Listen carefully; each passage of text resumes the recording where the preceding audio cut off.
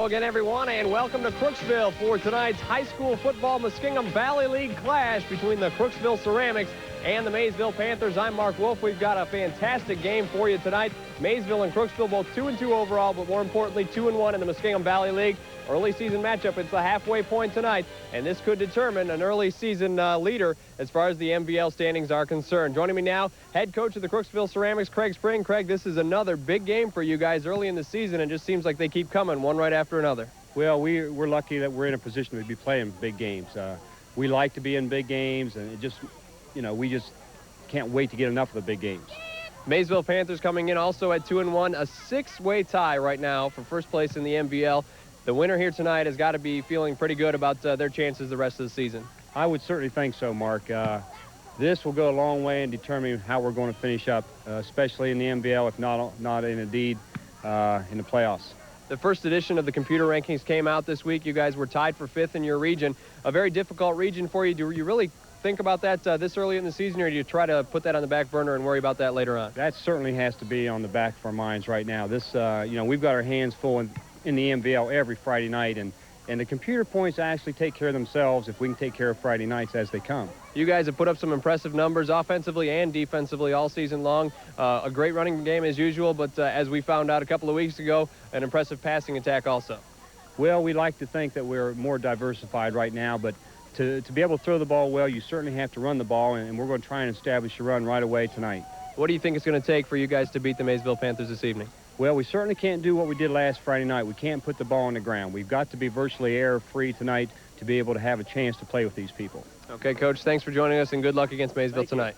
All right, that's Craig Spring, the head coach of the Crooksville Ceramics. Joining me now, Todd Rock. Todd, another big matchup in the MVL, as I was talking to Coach Spring about, a six-way tie at the top of the MVL, and this is one of the big games that could determine later on down the road, possibly, I would say possibly, an MVL title. Well, I'll tell you what, when's the last time you've seen 6 teams tied for first place? And for Crooksville, they can get a win here tonight. Their schedule favors them the rest of the way out because they've already played Philo and Sheridan and now in Maysville, so that could be a huge win for them. On the other hand, Maysville, they need it too, and I'll tell you, when Maysville gets in, they're right there too. Both of these teams have hopes of making the playoffs. Both of these teams also have hopes of winning the Muskingum Valley League. Obviously, we talked about that.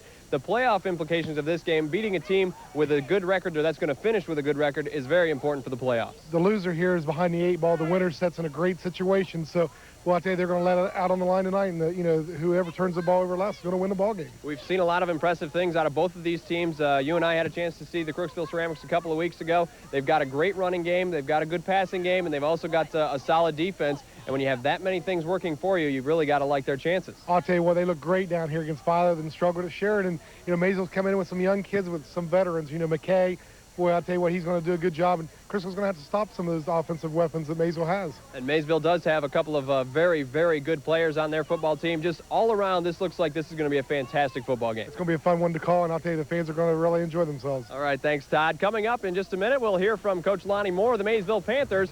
We'll be right back with more on WHIZ TV after this.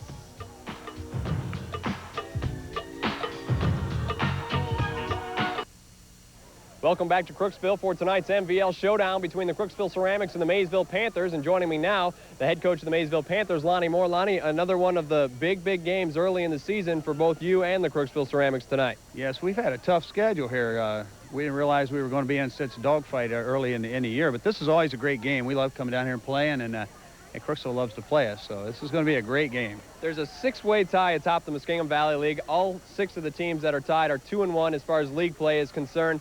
This game right here could determine, down the road obviously, could determine an MVL championship. I know that's a long ways away, but the winner here has got to consider themselves a front runner.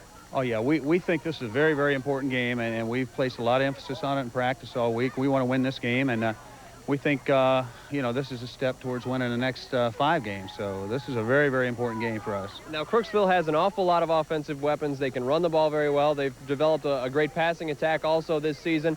What are you going to do to try to shut them down and make it your ball game? Well, in years past, we've played to run against them awful heavily. Now we have to play a base defense. So that's going to give them a little different look from us. So we'll be playing a lot more base defense against them tonight, and not blitzing and stunning as much as we have in the past. But we'll be playing a lot of base defense, just sound defense. Offensively, you guys have got an awful lot of solid players on your team. One that comes to mind right away, Brent McKay.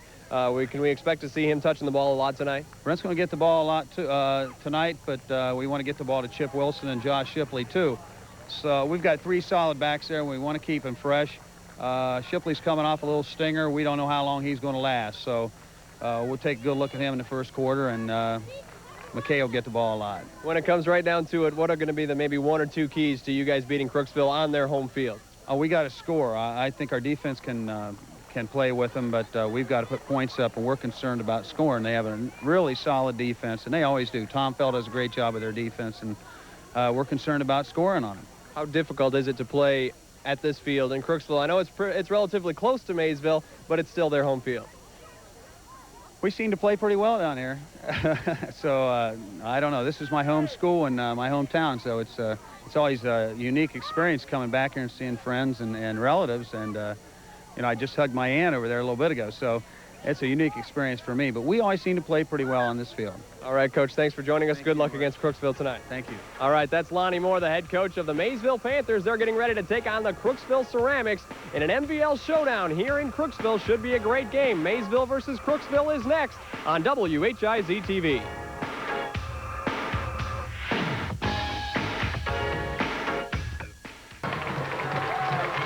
And welcome back to Crooksville, everyone. Here come the Crooksville Ceramics. The Ceramics 2-1 in the MVL, and they will be taking on the Maysville Panthers, also 2-1 in the Muskingum Valley League. Mark Wolf, Todd Rock along with you.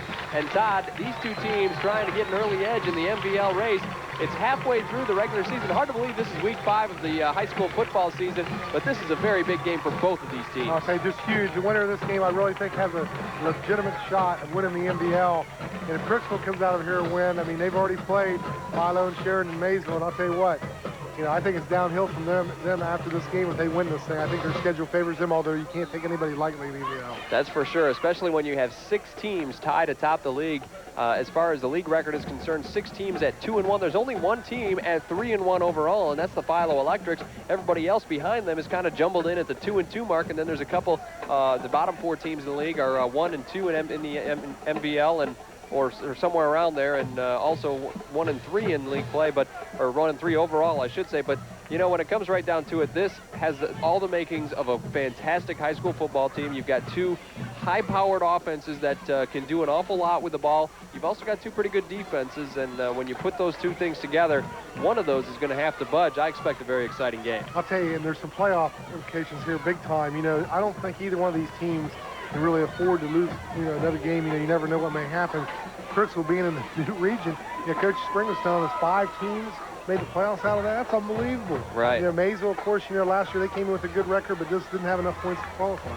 The Maysville Panthers were 8-2 last year, I believe, as were the Crooksville Ceramics. The Panthers taking the field right now, and Maysville looking to get themselves right in the thick of things. The winner of this game definitely has the edge as far as the MVL race is concerned, because after tonight, there's some other teams that may slip from the top of the bracket. You just never know what's going to happen in the MVL. There's a lot of good rivalries that tend to develop, and this is one that has developed into an exciting rivalry. These are 2 football teams relatively close in proximity, and when you get 2 teams that the school districts are close together, there's always a natural rivalry there, and especially Lonnie Moore from Crooksville, so he has a little bit of personal interest in this game as well. And I'll tell you something else. You know, I had the pleasure of doing this game last year, and the difference is last year Crooksville fouled behind, and their passing game wasn't anywhere near where it is right now. And, you know, I think just the opposite for Maysville. They want to stay ahead because they run the ball so much better right now than they throw it, and I think it's a key for both teams. Crooksville to stop the run, Maysville to just pound it all night long. Both of these teams have some very, very potent running games. Of course, last year we had a player of the week from the backfield of each one of these 2 teams.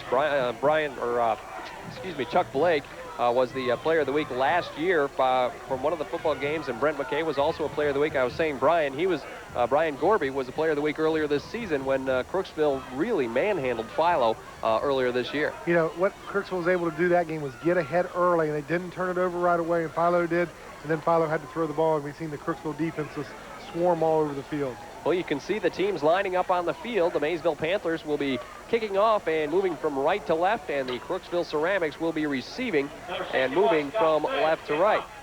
Deep to receive for the Crooksville Ceramics is Joe Ross, along with Luke Abel and Bo Smith. So we've got 3 deep men for the Crooksville Ceramics.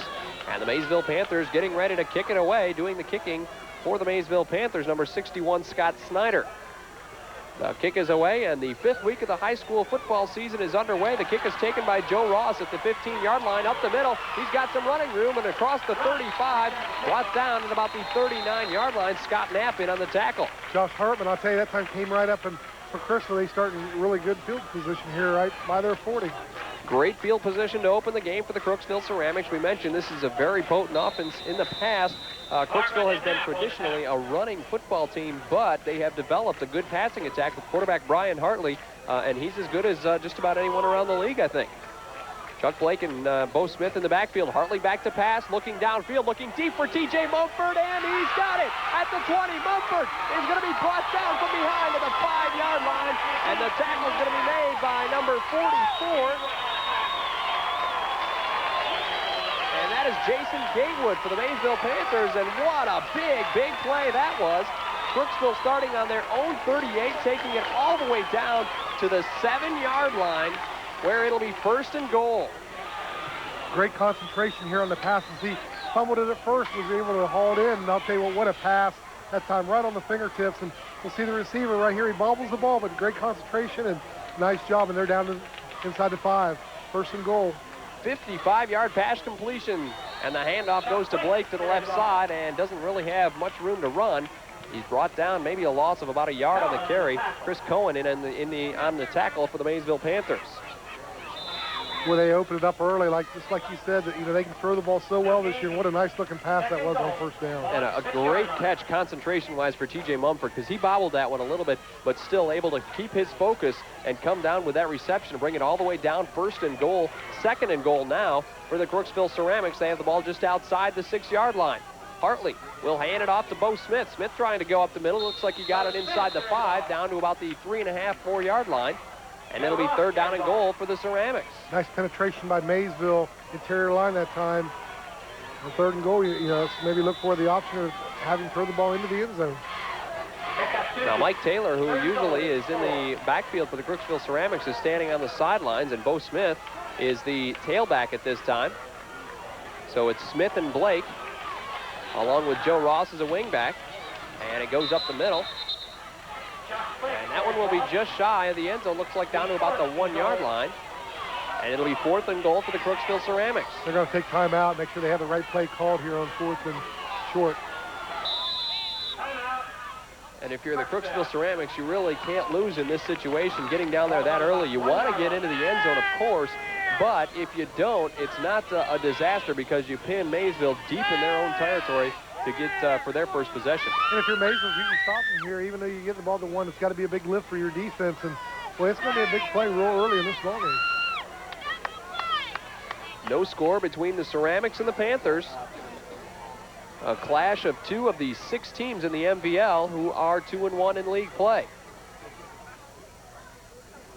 Only one of these teams will win their 3rd MVL game tonight, and they will have to consider themselves a front runner as far as the MVL title is concerned. This is a very, very big game, and seems like, Todd, all the big games, or 90% of the big games this season, are in the first half of the season for the MVL, and you can learn very quickly who the better teams are. Well, I'll tell you what's going to happen at the end. You're going to start seeing the top playing the bottom, and you're going to see instead of 6 teams side, you're going to see them spread out. You have a lot of good teams. So 4th and goal for the Crooksville Ceramics. 3 backs in the backfield. The pass is going to be complete to Kyle Schooley. Hartley faked the handoff, and Kyle Schooley was standing in the end zone, makes the reception, and it's a 6-0 lead for the Crooksville Ceramics. Chad Baker was there. Just, the receiver did a nice job blocking Baker. This is in defensive pass coverage, and another great pass after the fake to the fullback. Well, the Maysville Panthers were probably expecting run on 4th and goal from the 1-yard line. And Crooksville comes up and shows that they can throw the ball well, as we've seen earlier in the season and earlier tonight also. And the Ceramics will go for 2, as you heard Todd mention. So Hartley rolling out to his left, looking into the end zone, and it is, did he catch it? Oh. He caught it. What a fantastic catch, and that is Schooley again. Boy, he dove for that one, and beautiful catch for Kyle Schooley. Hartley on this one rolls back, and, well, actually, this is the touchdown for 6 points, just right over the middle to Schooley. But that was for 6 points, and then Schooley catches the 2-point conversion also on a fantastic catch when he just dove out for it and was able to come up with it, and the Ceramics take an 8-0 lead. Two of the nicer catches you're going to see in any level, leave alone a high school game. And boy, what a great catch, and the pass was thrown just where it was supposed to be. Here's that replay of the extra point. Now Hartley throwing, and look at the diving effort here by Schooley, and awful close. And the official right behind him signaling that the conversion is good, and it makes it 8-0 in favor of the Ceramics. I'd like to give Hartley a little bit of compliment there. He stood in there. He knew he was going to get hit, and he stood right there in the pocket. What a great job, and what a great call on 4th and goal from the 1.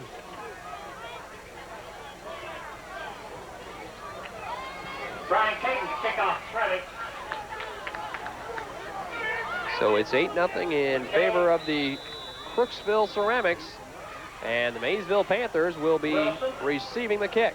McKay's back deep for the Panthers. You know, one thing I noticed, I think he hurt his hand, and he's got some pads and some real padding on his hands. It's interesting for me to see if he's going to be able to hold on to the ball that long. The kick is away by Brian Caton, and McKay will take it at his own 11-yard line. McKay running straight up the middle and trying to break through the pack and gets it across the 35, and a little extracurricular activity there. I'll tell you who stopped him that time was his own players. He really had the ball and just put his head down and went. He ran into some of his own blockers. Good field position at the 37. On the 37-yard line. So Maysville gets the ball, 1st and 10 on their own 37-yard line. Crooksville out to an early 8-0 lead. Of course, the key play on that drive, the big long bomb, the 55-yard pass to T.J. Mumford. Baker will hand it off to Chip Wilson off the right side, gets across the 40-yard line and brought down at about the 42, so a pickup of about 5 yards on the carry. It's real important, Mark, that on 1st down, Maysville's able to get, like we see here, 3, 4, 5 yards. Keep them out of the 2nd and 3rd and long situations. They'll spot it officially at the 41-yard line, make that a 4-yard carry. 2nd and 6 for the Maysville Panthers. 9 minutes left to go here in the first quarter, and Crooksville has an 8-0 lead. Chad Baker will hand it off to Wilson again. Off the right side, goes forward for about a yard or so, and hit by a whole slew of Crooksville defenders. Among those in on the tackle, Joe Ross. And it will be 3rd down for Maysville. He got it up to about the 43-yard line, pick up about 2 yards on the carry. And it'll be 3rd and a long 3 yards to go for the Maysville Panthers. 8:15 left to go here first quarter. Baker takes the snap. The pitch goes to McKay to the right side. McKay trying to get across the 45 and brought down shy of the 1st down. He'll be about a yard short, so give him 2 yards on that carry. See if Maysville wants to gamble here early in the game on 4th and short, right? Past the 45-yard line. So 4th and about 1 yard to go for Maysville. And it looks like they are going to go for it. Chad Baker comes in to call the signals, and Maysville's going to go for it. Big decision here early in the game. This could set the tone.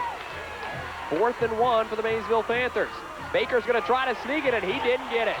The Crooksville defense stood him up in there on the tackle for Crooksville, number 72, Kevin Caton, and also Luke Abel right there.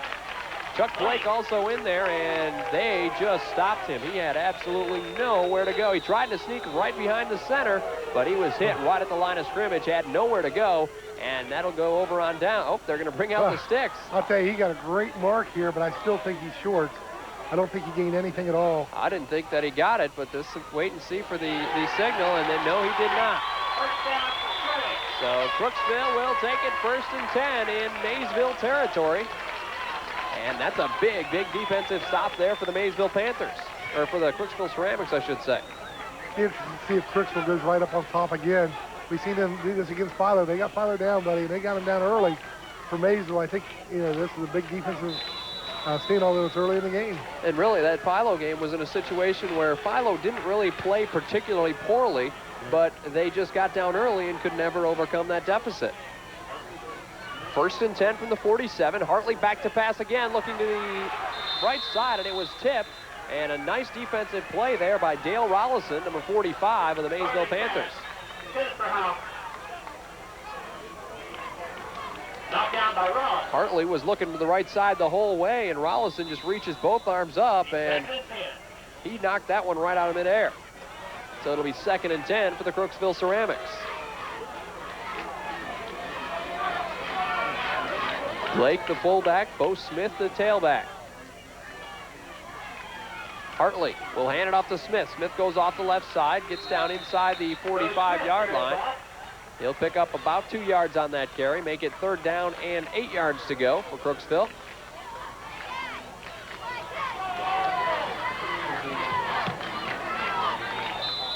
Six minutes, 55 seconds left to go first quarter. It's an 8-0 lead for the Crooksville Ceramics. 3rd down, 8 yards to go for Crooksville. Hartley dropping back to pass, rolling out to the right side. Forced out of the pocket, going to keep it himself and goes forward. May have got back to the line of scrimmage, but that's about it for Brian Hartley. Scott Knapp and also Brent McKay on the tackle that time. And a big defensive series now by the Maysville Panthers as they had the receivers covered downfield, so Brian Hartley had nobody to throw it to and just forced to keep it himself and try to get some yardage, but was not able to do so. So Brian Gorby in to punt it away for the Crooksville Ceramics on 4th and 8. Gorby takes the snap and gets the kick away. It's going to be taken by Chip Wilson. He bobbles it, and then he falls down. And a loose ball, and waits for the finish, and Crooksville got it. The Ceramics come up with it, and it's going to be 1st and goal for Crooksville inside the 5-yard line. I didn't see who picked up that fumble. It was number 86 and number 85, one of the two. Let's see if we can see when we take a look at the replay. But Brian Gorby gets the punt away, and Wilson tries to catch it on the run, just can't handle it. 86 is Kyle Schooley, and it looks like he is the one who came up with that. Well, how many big plays has he made already in this ball game? He's scored all 8 points so far, and then comes up with that big fumble recovery. Handoff will go to Blake up the middle, and Blake makes it inside the 1 possibly, awful close to the goal line, but they won't give it to him. And there's a Maysville player injured on the field. Mike Bagley, Damon Oakey, number 76, the injured player. Yeah, look for Crooksville to just try to hand the ball to the fullback here. They got good yardage on 1st down. They're within a yard of going up by at least 14 points. The Crooksville cheerleaders in Wally would like to wish a happy birthday to Mandy Cracker. So the Crooksville Ceramics find themselves in a golden opportunity.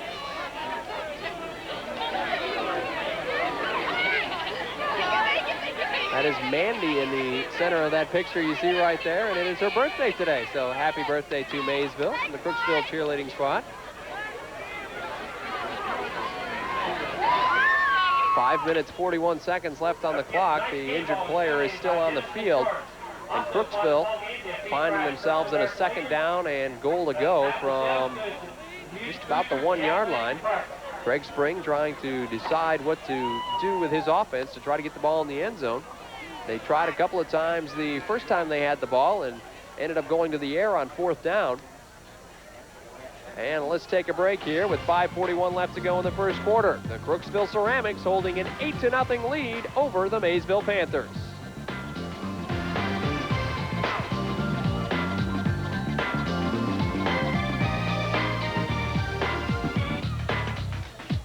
At Dutro for Damon Oakey has been helped off the field, and we certainly hope that he is okay. The Crooksville Ceramics with the ball 2nd and goal. The handoff will go to Blake up the middle, and penalty flag is thrown. Boy, this could be a big penalty against Crooksville if it's on Crooksville. Anytime you're inside the 1 yard line, you want to make sure that you don't hurt yourself by penalties. Dead ball foul. Legal procedure. Right. Legal procedure on the Ceramics. So that will move the ball back about 5 yards for Crooksville. I'll tell you one thing we've seen earlier when we had Crooksville was after they score touchdowns, I think they're probably going to be going for 2. We've seen the last time, the first 6 times I think they scored, they failed on their extra point attempts. So see if they do score, if they go for 2 again. Good possibility that we will see that happen. And that makes it even more difficult because then that forces your opponent to go for 2 when they score a touchdown.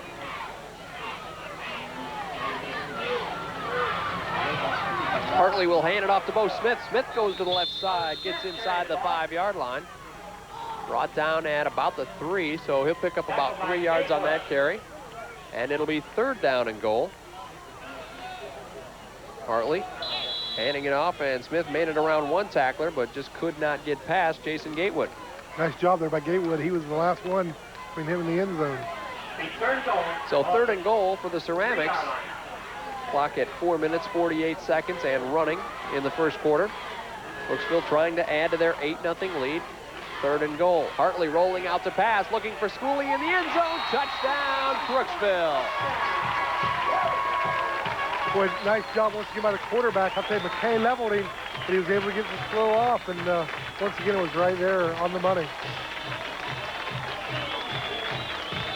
Hartley just rolling out to the right side, intending to throw it to Schooley all the way, and Schooley ahead of his defender makes the catch, and 6 more points for Crooksville, and it's 14-0. They're going for 2 like we had called. Look at this formation. They're going to spread 4, have 4 wide receivers and 1 back. Brian Gorby goes in motion from right to left, and penalty flags are thrown. Be on the right tackle. He was in a 3-point stance, and he moved. He went back into the 3-point stance, stood back up, and went back down. Of course, anytime that happens, that's a penalty. Illegal procedure on Crooksville, and that will move them back to the 8 yard line. We see Schooley over here on the sidelines. I bet Maysville's pleased about that. He's not going to be in the game for the extra point. Kind of makes you wonder which target they're going to throw at this time if they throw the ball, and you would expect from 8 yards out that they will. Hartley back to pass, looking to the right side all the way, and it is overthrown, incomplete. So the 2-point conversion is no good, but the Crooksville Ceramics still have a 14-0 lead over the Maysville Panthers. And Crooksville looking good, taking advantage of some big plays. 1 big play on offense on their first drive. And then coming up with the turnover after they punted it away when Chip Wilson fumbled the punt return, and Kyle Schooley fell on it. You kind of get the feeling that Maysville needs something good to happen here quickly, a big play. And I'm sure they're not going to get out of their game plan, but when you're down 14 against a tough Crooksville defense, you need one of your seniors to step up and make a play for you. See if McKay, off this kickoff return, can get him in good field position like he did the first time. Just over 4.5 minutes left to go here in the first quarter. Crooksville with a 14-0 lead, and as Todd mentioned, Maysville needs to do something pretty quickly to avoid getting any further behind in this football game. They're still in it. The Maysville Panthers, a very good football team, so you can never really count them out. And they really need to put together either a good offensive drive or a couple of big plays right away to try to get themselves within a touchdown if they can score. Hayden to kick it off, and the kick is away, and it will be taken by Knapp at the 16-yard line. Knapp running it back towards the middle, up the 35, and brought down there just across the 35. And that's where Maysville will set up 1st and 10 just across their own 35-yard line. Poppy, Smith, and Abel on the tackle. Maysville really has not had the ball that long in this first quarter. That one drive, and they had a punt. Or they went for it on 4th down, didn't make it. Right. So the Panthers come up to the line of scrimmage, trailing 14-0. Chad Baker under center, takes the snap, hands it off to Josh Shipley. Shipley takes it off the right side, picks up a couple of yards, brought down at about the 38-yard line. Pickup of about 2 on the carry.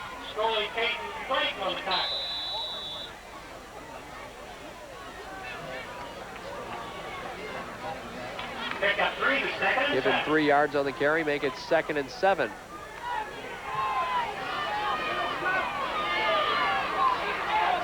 (14-0). The Ceramics with a lead with 3:40 left to go first quarter. Handoff goes up the middle once again. Shipley had nowhere to go. May have gotten a yard or 2 out of it, about up to the 40-yard line. So he'll pick up about 2 more yards on that carry, really, when it looked like he had nowhere to go with it, but still managed to pick up a couple of yards. He'll make it 3rd and 5.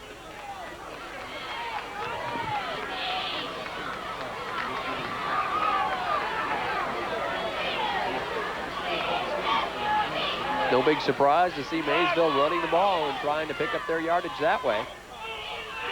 But Baker's going to drop back to pass this time. Looking downfield, he's got his receiver, first down, and completed out of bounds at about the 40-yard line, and that was caught by Jason Gatewood. Maysville flooded the right side with 3 receivers that time, and nice job by the quarterback to get Gatewood the ball.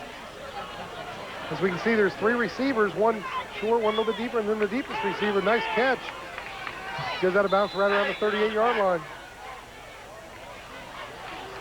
So 2:56 left to go, and a big play for the Maysville Panthers gives them 1st and 10 at the 39-yard line of Crooksville.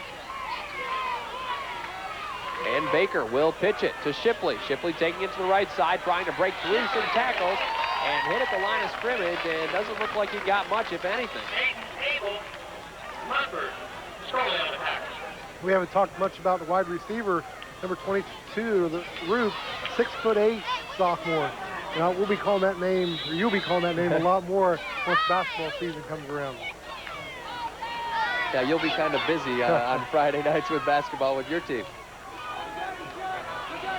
2 minutes, 18 seconds left to go in the first quarter, and Maysville lines up, fake handoff, and guess who? Kyle Schooley with a big sack on Chad Baker, and Schooley is just having a big day early on. Well, it's always advisable when you get a player like Schooley to try to block him. That time, he just beat the pulling guard.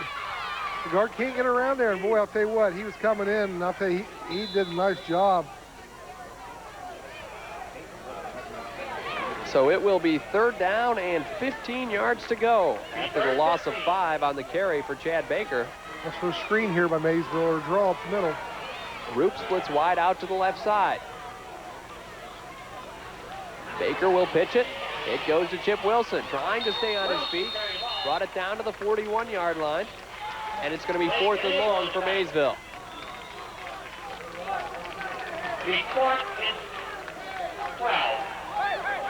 4th and 12 for the Panthers. Clock ticking away at 1 minute, 15 seconds left to go here in the first quarter. And Brent McKay in to punt it away for the Maysville Panthers.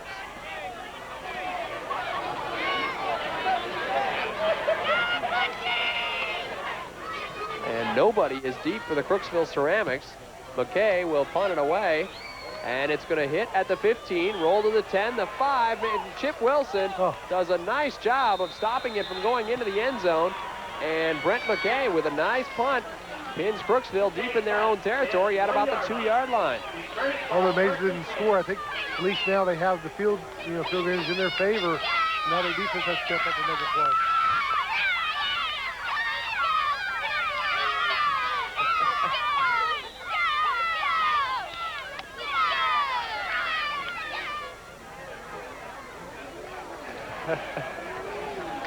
.40 seconds left to go here in the first quarter. And they're pinned on their own 1-yard line, are the Crooksville Ceramics. Brian Hartley takes the snap. The handoff goes to the right side, and carrying the ball was Luke Abel. And he got Crooksville some breathing room across the 5-yard line to about the 7. And that may have been the final play of the first quarter as the clock continues to run. 2nd and 4. It'll be 2nd down, about 4 yards to go for the Crooksville Ceramics as the clock will run out here in the first quarter. So the Ceramics enjoying their first quarter of action, and a big first quarter for Kyle Schooley. He has a couple of touchdowns, and it's 14-0 in favor of the Crooksville Ceramics. We'll be back with the second quarter on WHIZ TV after this.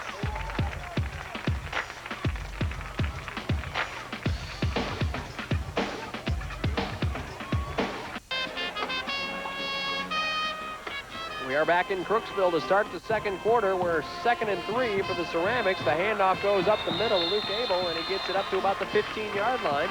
And Abel with a couple of runs to get Crooksville out of some deep territory when they started out on their own one, and he has given the Ceramics offense and quarterback Brian Hartley a little bit of breathing room time. But they have to make first down for Crooksville, otherwise they're going to have to punt in their own end zone and give Maysville great field position. So I'll tell you what, Crooksville is so much more dangerous than I've seen in the past because of their throwing, to be able to throw the ball. And if they do happen to make the playoffs later in the year, I think that, that's going to be a team somebody's going to have to reckon with. So a first down for Crooksville, and the handoff will go to Abel again, and he gets it up to about the 18-yard line this time, pick up about 3 more yards. Skip Wilson did a nice job filling the gap that time, making a nice tackle. Big first quarter for the Crooksville Ceramics as they got 2 touchdowns on passes from Brian Hartley to Kyle Schooley. Schooley also caught 1 2-point conversion, so he scored all 14 points for the Ceramics tonight. He also has a quarterback sack to his credit, along with a fumble recovery, so Schooley has had a fine day so far. 10:45 left to go, second quarter. And the handoff will go to Bo Smith. Smith taking it out the right side and standing his defender up. He'll get a couple of yards on the carry. McKay did a nice job from his defensive back position that time.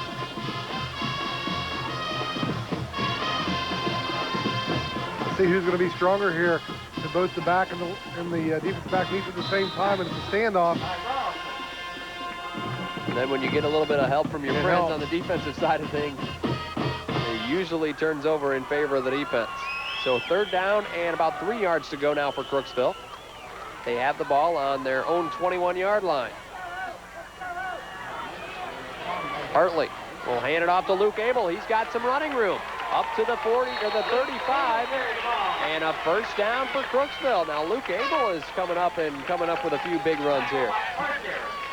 Nice trap that time on the interior of the offense. Right there, you see the trap, number 51. Nice job. He leveled his defensive player and hard running. And I'll tell you, this is what sets you up right now. And Coach Britton was talking about this before.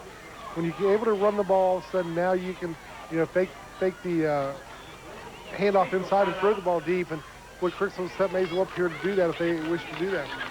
There is an official timeout on the field.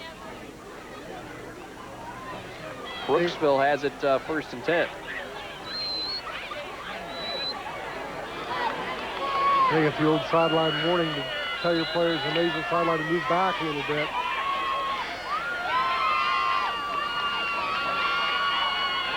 And we're ready to get back to action. 1st and 10 for the Ceramics. Hartley will hand it off to Luke Abel. Abel trying to bounce it outside, and he breaks some tackles up to the 50-yard line and thrown down there across the 50. But what a fantastic run for Luke Abel, breaking tackles on his way to the big pickup. Picked up about 17 yards on that carry. Got hit early and often, and I'll tell you, did a great job breaking away from the defenders. And watch here at the end of this run, as he's hit hard, and he keeps his legs moving, and he gets another 3 or 4 yards. The one who finally brought him down was number 45, Dale Rollison. So another first down for Crooksville. And a pass is complete to Kyle Schooley, and Schooley gets it down inside the 35-yard line, and Brian Hartley and Kyle Schooley have got something going tonight. Well, Crooksville looks just dominating offensively.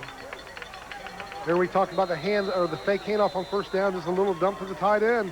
And he does a nice job right here at the end, getting a couple extra yards.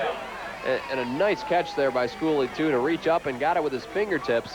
And a first down again for the Crooksville Ceramics, and they continue to move the ball offensively and move it in a variety of ways. They've shown tonight so far here in the early portions of this game that they are definitely a force to be reckoned with offensively as far as passing and rushing is concerned.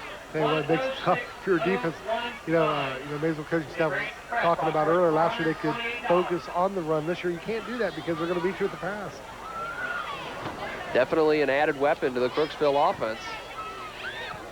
Something that, you're not used to seeing in recent years out of Crooksville. Traditionally a grinded out kind of football team, but the passing game has come alive here. And maybe that's the one thing that they were missing. That might be the one thing that puts this team over the top this year. I'll tell you, anytime you're one-dimensional in the past, they've had a great running game. But when you fall behind early and you can't throw, it makes it tough.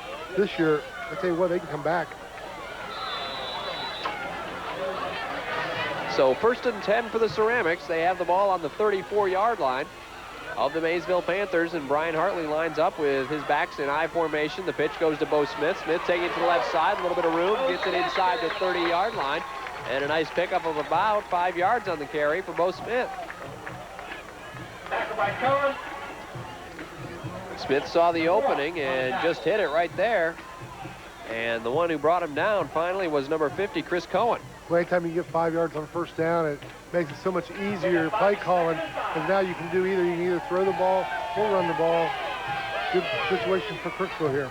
2nd down, 5 yards to go for Crooksville. The handoff will go to Luke Abel up the middle, and not much running room for him this time.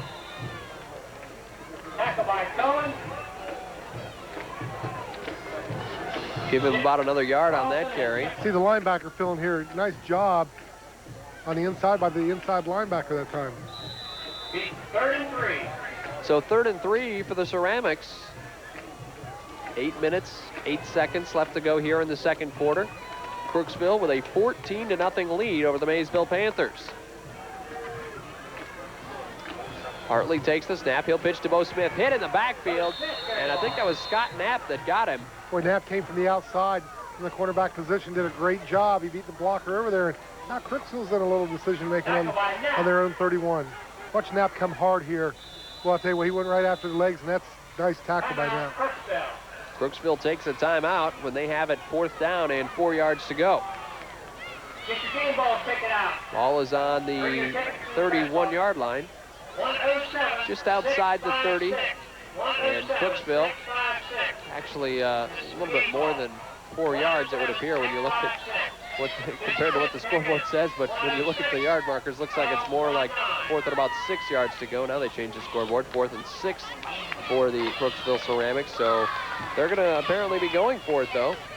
And we'll have to wait and see what they come up with. And wouldn't be surprised to see Hartley look for his favorite tight end tonight, Kyle Schooley. I'll tell you that. And I'll tell you something Crooksville has done that I've seen them do more this year than I've ever seen before, is throw their backs. And they've got a great opportunity here to even hit the back out of the backfield.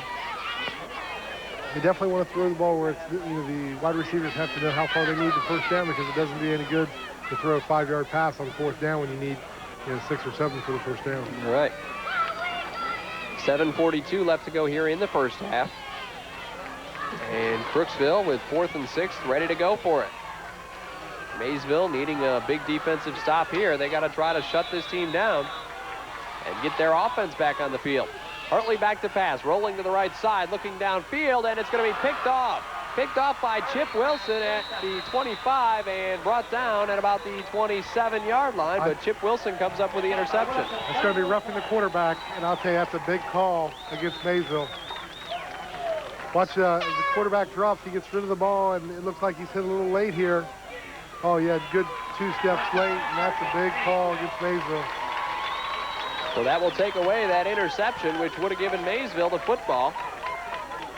Anytime, on your replay, you can see where the quarterback left go of the ball and there's nobody in the vicinity, you can just have to assume it was a late hit.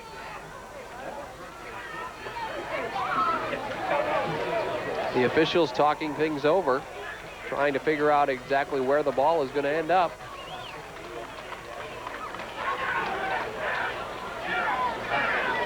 And that should be a first down for Crooksville, and it will be. They will move it all the way inside the 20, down to about the 16-yard line. So a big, big penalty on roughing the passer against the Maysville Panthers defense. And 1st and 10 for Crooksville on the Maysville 16. That's a killer for Maysville. You stop, you get the ball back now, you're fighting for your lives again on defense.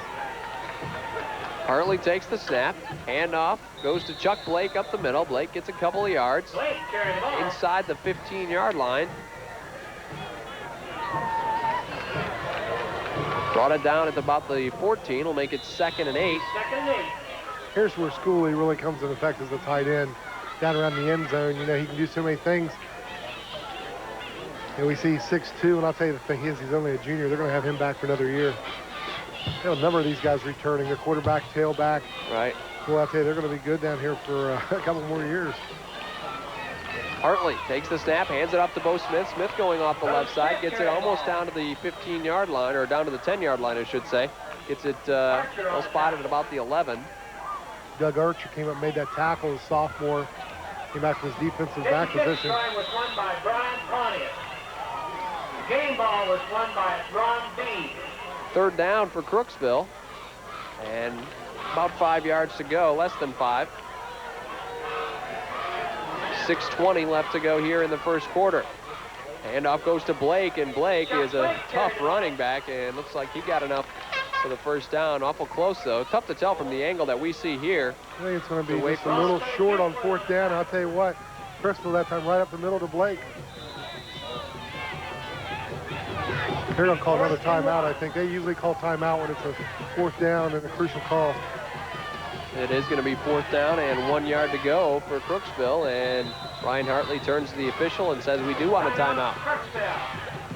5:50 left to go here in the first half. It's 14-0 in favor of Crooksville, and the Ceramics have it 4th and 1 on the 6-yard line of the Maysville Panthers.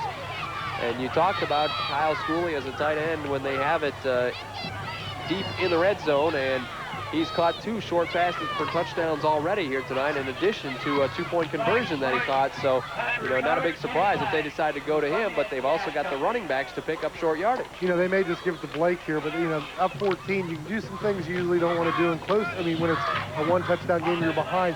They haven't faked up the middle because everybody's going to go up Blake, and don't be surprised if he keeps it or pitches it out, or like you say, maybe even hit his big tight end. Crooksville looking to take a big lead if they can convert this 4th down, if they can get it into the end zone. That'll make it very difficult for Maysville to come back. If they trail by 20 points or more, it's going to be awful difficult, but still an awful lot of time in this game. And Maysville also, you gotta expect their defense to come out fired up for this type of play, because they know how important this 4th down play is. So Crooksville ready to go, Maysville ready to go, 4th and 1. And the handoff goes up the middle, and looks like they got the first down. And I think that was Chuck Blake carrying the ball again, and first down for the Ceramics, so it'll be 1st and goal. Full house backfield, and just dive to the fullback, and you see him fake the option. The fullback's actually hit behind the line of scrimmage, but Blake did a nice job keeping his feet. 1st and goal from the 4-yard line. Up the middle again, and touchdown, Crooksville. Chuck Blake takes it in from 4 yards out. And the Ceramics now lead 20-0. Maybe they'll kick it this time. It looks like the kicker's going to come in.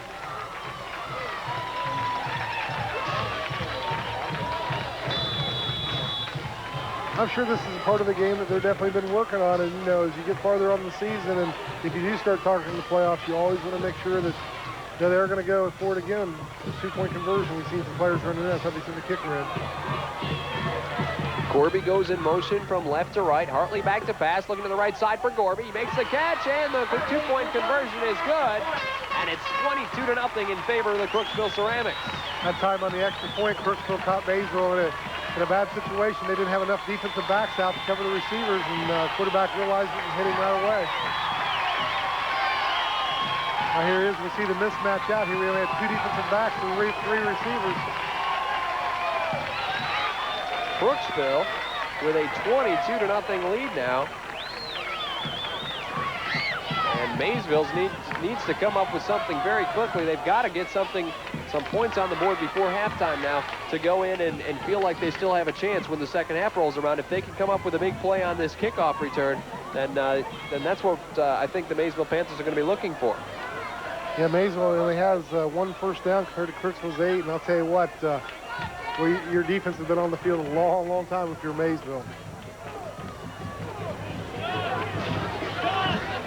A 22-0 lead for the Crooksville Ceramics. 2 touchdowns from Kyle Schooley and 1 from Chuck Blake.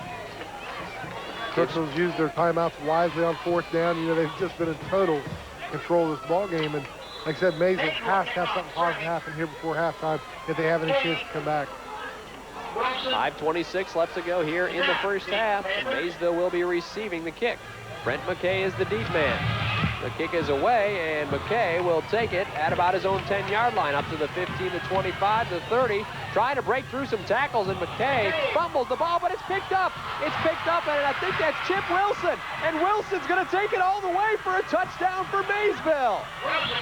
Amazing. There's your big play, and I'll tell you what, it's going to stand. You know, the officials are kind of looking around saying, you know, is it good? And it's definitely going to be a touchdown. That is amazing. You see McKay, and it's close to being down. He struggles for extra yardage. That's the big play that the Maysville Panthers needed. Here we take a look at the replay. McKay gets the kickoff and starts to go right up the middle, and this guy is tough. I tell you what, he's trying to break through some tackles, and still on his feet, loses the ball, but Chip Wilson is right there and picks it up in mid-stride, and he's going to take it all the way into the end zone for the touchdown. Maysville now lines up to go for the two-point conversion and try to close this gap. Chad Baker takes the snap, rolling out to his left, looking into the end zone. He's got his receiver, and it is going to be good. I think that was 45, Dale Rollison, and that's who it was. And we have ourselves a football game now. No There's kidding. the big play we were talking about. Maysville had to have it. Hey, all of a sudden you're down 2 scores and 5-11. Anything can still happen in the first half. And that's something Coach Spring can't be real unhappy about. They did a nice job on the tackle. They stripped the ball. It's just one of those things that happens to you. And for Maysville, you know, they're saying it's about time we get a break.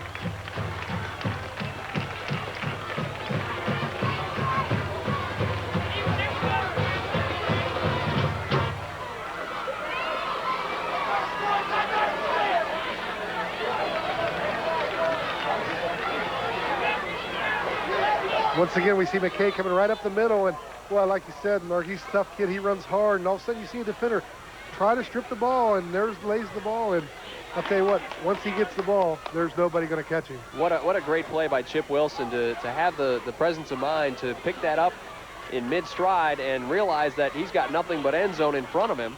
Look at Crooksville here. They're kind of expecting maybe a Maysville to pull an onside kickoff here. Now you see the backs kind of going back farther. Kind of strange. Just maybe just trying to be a little bit careful just in case they try to sneak something by him. There's the kick, and it's going to be going to Abel. Takes it at about the 23. Abel taking it to the right sideline and brought down. A nice tackle there by the Maysville defense, and it looks like Number 11 that was again. Chip Wilson. So Wilson makes the nice tackle to stop him. He gets outside the first contained guy here with no blockers, and Wilson came from nowhere to make the tackle. Kind of ran outside the wedge that time.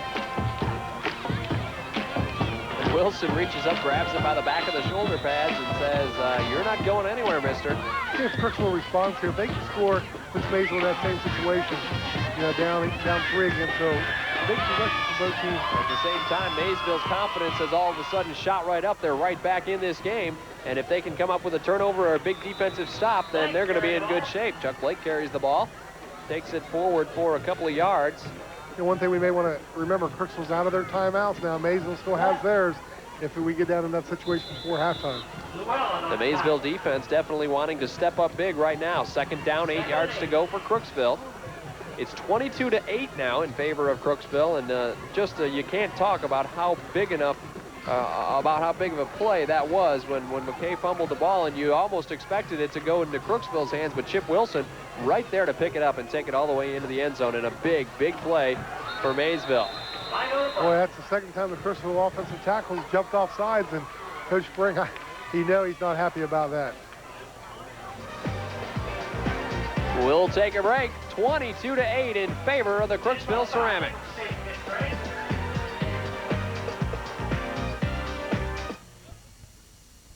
And we're back. Second down, 14 yards to go after the penalty for Crooksville. The handoff goes to Bo Smith, and he's hit hard. Hit by Chip Wilson. Well, you're right. You know, Uncle Momentum all of a sudden is now on Maysville's side, and I'll tell you, in high school sports, that is so important. And it can change so quick. You know, if Crooksville gets that recovery, the ball game's over because they're probably going to go and be up 28 or 29 points. Now, you've got yourself a game. Right. 3 minutes, 28 seconds left to go in the first half. And now, if Maysville can come up with a big defensive stop here, they have a chance to get the ball in the end zone again before halftime, when it looked like they would only have one opportunity before halftime. And remember the big 2-point conversion that time by Maysville, because Exactly. That's important. 3 minutes, 10 seconds left to go till halftime now. 3rd down and 12 yards to go. Look here. Hartley is in trouble, and he's dropped. And what a nice defensive play there by the Maysville Panthers. In there to make that quarterback sack was Tony Humphrey. Now Maysville's going to take a timeout. And Humphrey, boy, he just wrapped him up, and Hartley had nowhere to go with it. You always teach your offensive lineman to block inside first, and that time the offensive lineman didn't see the defensive player going on their inside, and anytime you get penetration like that into the backfield of pathway, it makes it tough. So it's now 4th down and 20 yards to go. For the Crooksville Ceramics, they'll have to punt it away to Maysville, and Maysville with some dangerous people on their offense and on their special teams, as we just saw. Brian Gorby, though, is one of the best punters in the MVL for Crooksville. Well, what a game he had down here the last time we were here, picking passes off and running them in. Tonight, Schooley does the same thing, and I'll tell you what, that's what you look for as a coach. Your players that's going to, play in the big games, who's going to stand up and, make themselves known. And for Maysville, Wilson, man, what a play that was, picking the fumble up and running it for a touchdown. Jason Gatewood and Chip Wilson will drop back deep for the Maysville Panthers as Gorby steps in to try to punt it away for Crooksville. Clock is at 2 minutes, 52 seconds left to go here in the 2nd quarter. It's a 22-8 lead for Crooksville, and it's 4th and 20 for the Ceramics. Gorby on to punt, standing at about his own 7-yard line. Takes the snap and gets the kick away. Chip Wilson will take it at his own 42-yard line. Wilson makes a move, cuts up, tries to spin away from a couple of attackers, gets it across the 50 and down to the 49, 48-yard line. So that's where Crooksville Maysville will set up shop, 1st and 10 in Crooksville territory. 2:40 to go in the half, and nice job by Wilson, not only fielding the punt, but gaining some yardage after that. Maysville has the big play capability on their offense, especially when you got 3 running backs like Brent McKay, Josh Shipley, and Chip Wilson. Those are 3 guys who all have the capability to break one wide open for a long run. And they need to go about 49 yards in 2.5 minutes to try to get 6 more points on the scoreboard before the halftime. Chad Baker takes the snap. He's going to roll out to the left side, looking downfield, and is caught by Rollison at the 40. He's going to get the 1st down, it looks like. Wait till see where they spot the ball, but it would appear that he did get the 1st down. That stops the clock. Nice job. That time we've seen the linebacker going back into his coverage, and we'll see that here.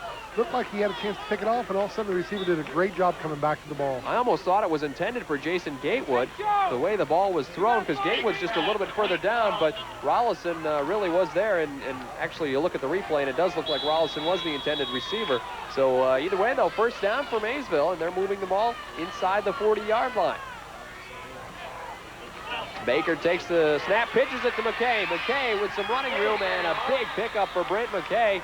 Almost to another 1st down. Gets it down to about the 28-yard line. So I think it'll be 2nd and 1. Pick up about 9 yards on that carry for Brent McKay. And watch him lower his head here and just run over the defensive back at the end of this run. I'll tell you, you said earlier, what a tough kid. Oh, well, I tell you, that hurts up here. I don't know that there's too many people who would want to be a defensive back against that kind of a guy. He's an awful tough running back. 1 minute, 40 seconds left to go, 2nd and 2. Baker rolling out to the right side, looking downfield and overthrew Brent McKay, and McKay was wide open, just a little bit too high for him. And I'll tell you what, he catches that ball, and I think it's 6 because there's nobody between him and the goal line except one defensive back. And Maysville coming out throwing a lot more than we really expected them to, but they've had some success doing it. No one. He catches it, and it's, it could be 6. 1 minute, 34 seconds left to go in the 1st half. It's 3rd down and 2 yards to go for Maysville. You'll be surprised to see Maysville run the ball here. They've got to be careful. They're going to have to take a timeout. They weren't going to get the play off. The play didn't come in time where the quarterback didn't understand what the call was, and Maysville's going to have to use a timeout. So the Panthers will talk things over and give themselves a little bit better of a chance to figure out what they want to do on 3rd down and 2. 1 minute, 34 seconds. That's all that's left here in the 1st half. It's 22-8 in favor of Crooksville, but Maysville with the big play to try to get the momentum back, and then a nice defensive effort by the Panthers to get the ball back and get it to their offense. And as we mentioned, Maysville throwing the ball a little bit more than we expected and having some success with it, Todd. I'll tell you what, and they're really in a situation now where you look for the pass. That time they flooded the zone, and anytime you can put 2 and 3 receivers spread out in the zone, it makes the defensive back say, who am I going to guard? And that time McKay was wide open and the pass just a little bit high. I look forward to run the ball here, though, and try to get the first down. Plenty of time. You have a minute 34. You're inside the 30-yard line. 3rd down and 2 for the Maysville Panthers. Quick pitch has been real effective for Maysville. And McKay lines up in the backfield off to the left side, so don't be surprised if that pitch goes to him. Shipley also in the backfield behind quarterback Chad Baker. Baker takes the snap. They're going to pass. He's rolling out to the left side. He's got his receiver first down and out of bounds. Jason Gatewood making the reception, and the Maysville passing game is coming alive. Well, I'll tell you what they're doing to help their quarterback, Mark. They're rolling him out, so the pressure, is coming from the backside. And I'll tell you, he does a great job here setting his feet. They're rolling to the left. That's tough for the quarterback because he's right-handed, but watch him set himself. Nice throw right there to the receiver. He gets out of bounds to stop the clock. Boy, I'll tell you what a big change we've had in this game. Maysville scores here. They're right back in it. Maysville came into this game only having 66 yards of passing offense. That was ranked 10th in the MVL. 1st and 10 for the Panthers. The pitch goes to Wilson. Wilson trying to get outside, looking for some running room, trying to get around the corner, but he can't do it. Nice defensive play there by TJ Mumford. Well, that time the lineman, he goes out in front of him, but the back couldn't read which way he was going to block him. And boy, a nice job by the defensive back of Crooksville. That looked like that had an opportunity to be a big play. When Maysville sends somebody in motion away from the pitch, they're going to quick pitch to the right, and that time it's been real successful here. Baker just could not get out around the outside corner, and nice job by TJ Mumford to stay with his blocker and not be dominated by that lineman. Remember, the wide side here is the left, so let's see if they don't have the quick pitch to the left or roll him out to the left. A lot of room on that side of the field. McKay's on the left. 2nd down and 6 yards to go. 1:21 left to go here in the first half. Baker takes the snap. He's going to roll out to the left, looking across the middle. Pump fake once, and he's dropped. Looks like he wanted to throw the ball, but he couldn't throw it away. And Matt Hall in with the quarterback sack. That time the pressure came from the backside, and we see him start to roll, but he kind of stops, looks for his receiver, and by that time he can't get it off to a secondary receiver. We're going to be under a minute. And 3rd and long for the Maysville Panthers. Throw it up and let the 6'8" guy go after it. Roop is on the left side. Baker rolling to his right, and it is going to be incomplete, intended for Rollison, and it will be 4th down for the Maysville Panthers. Okay, Scott Knapp's coming in the lineup here, and I'll tell you, he's made some big plays for the Panthers in the past, and the pass to see if he can make one here. Quarterback rolls to the right. Good job by the defense as they collapse with the receiver. Almost had an interception here as the ball was tapped up in the air. 4th and about 14 yards for Maysville. 44.9 seconds left to go in the first half. The reverse, and Knapp has nowhere to go in the backfield, and he is brought down by Kyle Schooley. Tried the little reverse there on the counter. Crooksville was ready for it. The first handoff went to Wilson, and very quickly Wilson gave it to Scott Knapp coming around from the end, and just nowhere to go as Kyle Schooley was right there to bring him down. And now 1st and 10 for the Crooksville Ceramics, and with the clock running at 30 seconds, have to see if they just sit on the ball and go into halftime happy with their 22-8 lead. They're going to kneel down here, it looks like.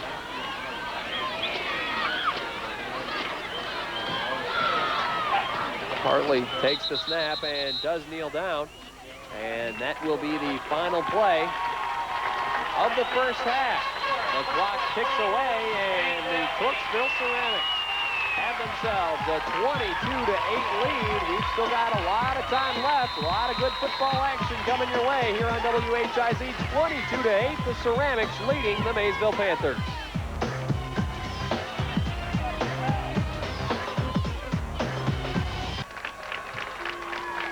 Back in Crooksville, where the Ceramics are holding a 22-8 lead over the Maysville Panthers here at halftime. The Ceramics getting 2 first-quarter touchdowns from Kyle Schooley. He also caught the 2-point conversion. That made it 14-0 in favor of Crooksville. Crooksville then took a 22-0 lead when Chuck Blake scored on a 4-yard touchdown run. And then Maysville puts their first points on the board when Brent McKay was returning a kickoff. He then fumbled the kickoff, but his teammate Chip Wilson was right there to pick it up and run it in for the touchdown. That made the score 22-8 after they got the 2-point conversion from Chad Baker to Dale Rollison. That's where we're at right now. Halftime, Crooksville leading 22-8. Right now on the field, the Maysville High School marching band.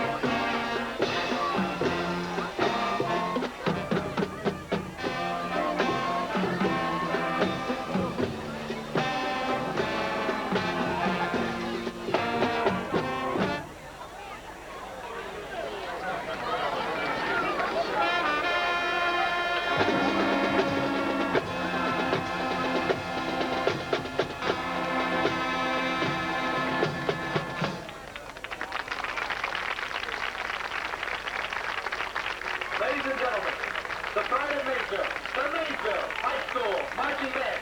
We thank you for your kind attention. The Maysville High School Marching Band has completed, and the Crooksville Ceramics are leading 22-8 at the half. We will take another short break and come back with more after this.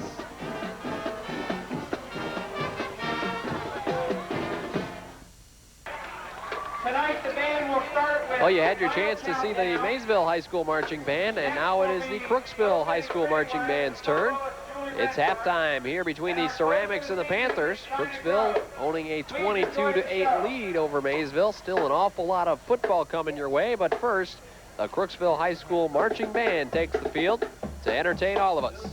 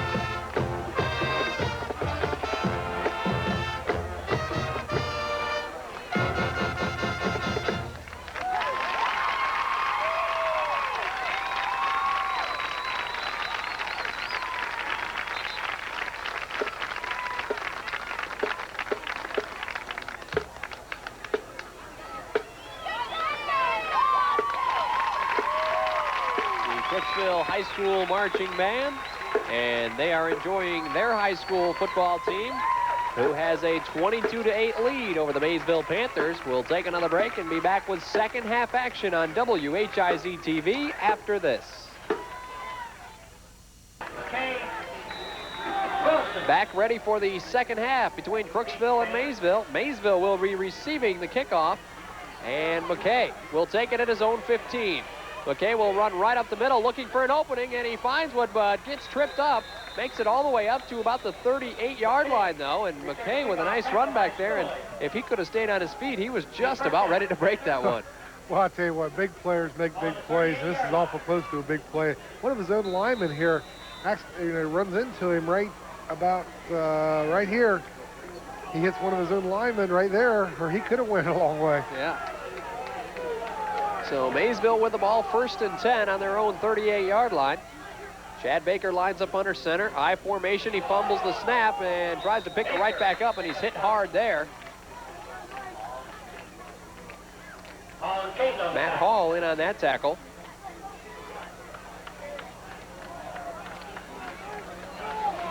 Just a bobbled snap there, tried to leave the center too soon before he actually had the ball in his hands. Well, that's tough on you, too, when you're a running back or a quarterback like that, because all of a sudden you have no blockers, and you're down on one knee like it is. So 2nd and 10 now for Maysville, just inside their own 40-yard line. Baker drops back, and he is dropped, sacked by Kyle Schooley again. Well, you know, you gotta have to know where Schooley's at. They're trying to pull a guard out there to block him, but the guard's just not getting there at all. He's having problems getting around. See, his own man runs into him. It looks like the fullback runs into him, and Schooley's eyes light up when he sees that situation happen. He's got a free shot on the quarterback. 2nd sack of the night by Kyle Schooley. Man, this is a big drive, too. If Mason could take it down to Schooley, you're going to have yourself one heck of a game. Big play, though, coming up right here. 3rd down, 15 yards to go for the Maysville offense. Baker dropping back to pass, looking downfield, and his pass is incomplete. Nice defensive play there by T.J. Mumford as he was able to knock that one away. Intended, I believe, for Jason Gatewood, and Gatewood was about ready to dive out for that one, and he may have caught that had Mumford not got his hand on it. Nice job by Mumford. So the Maysville Panthers on 4th and 15 will be forced to punt it away. Brent McKay drops back to kick it away. Mumford is deep along with Joe Ross for the Crooksville Ceramics. McKay's kick is away, and this one will land out of bounds at about the 42, and they will spot it right about the 40-yard line. So that's where Crooksville will set up shop, 1st and 10 on their own 40, and Crooksville with a chance to try to move down the field and add to their big lead. It's 22-8 right now. Ball, 1st 10 ball to 40-yard line.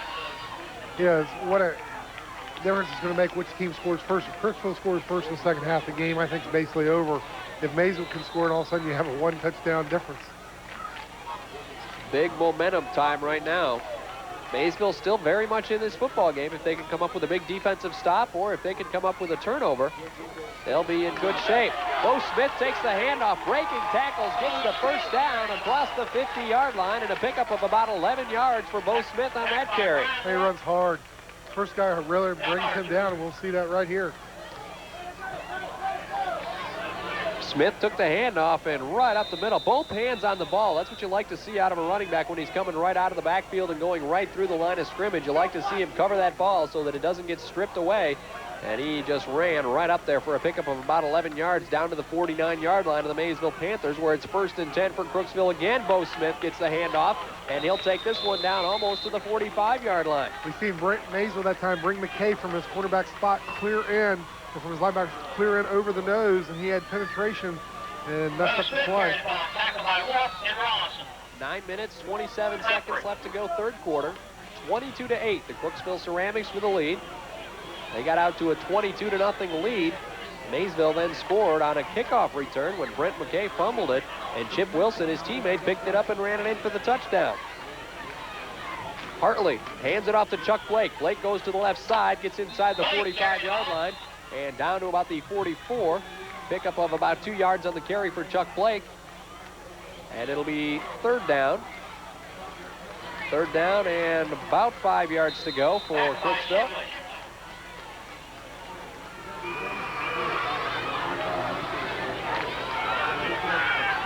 Third and 5. Blake and Smith line up in the backfield. And Hartley will hand it off to Smith. Smith trying to get the first down. That's going to be awful close. I think he's going to be a little short. Got it on the mark. Got it just inside the 40-yard line, where it'll either be 4th and inches or Tackle by Archer. looks like they're going to give him 4th down.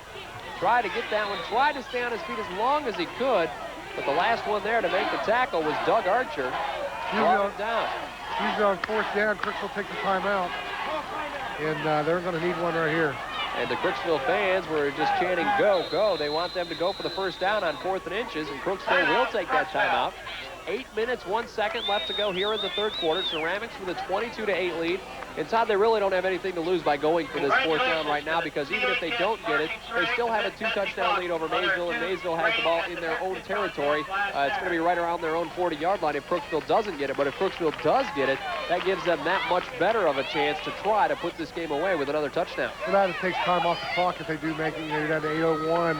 And I'll tell you, if I'm Maysville right here, their defensive coordinator, we're going to come after them all out. If we get beat, fine. If we get beat and give up another touchdown, what's the difference? You know, right now you want to come after them and get penetration, bring everybody.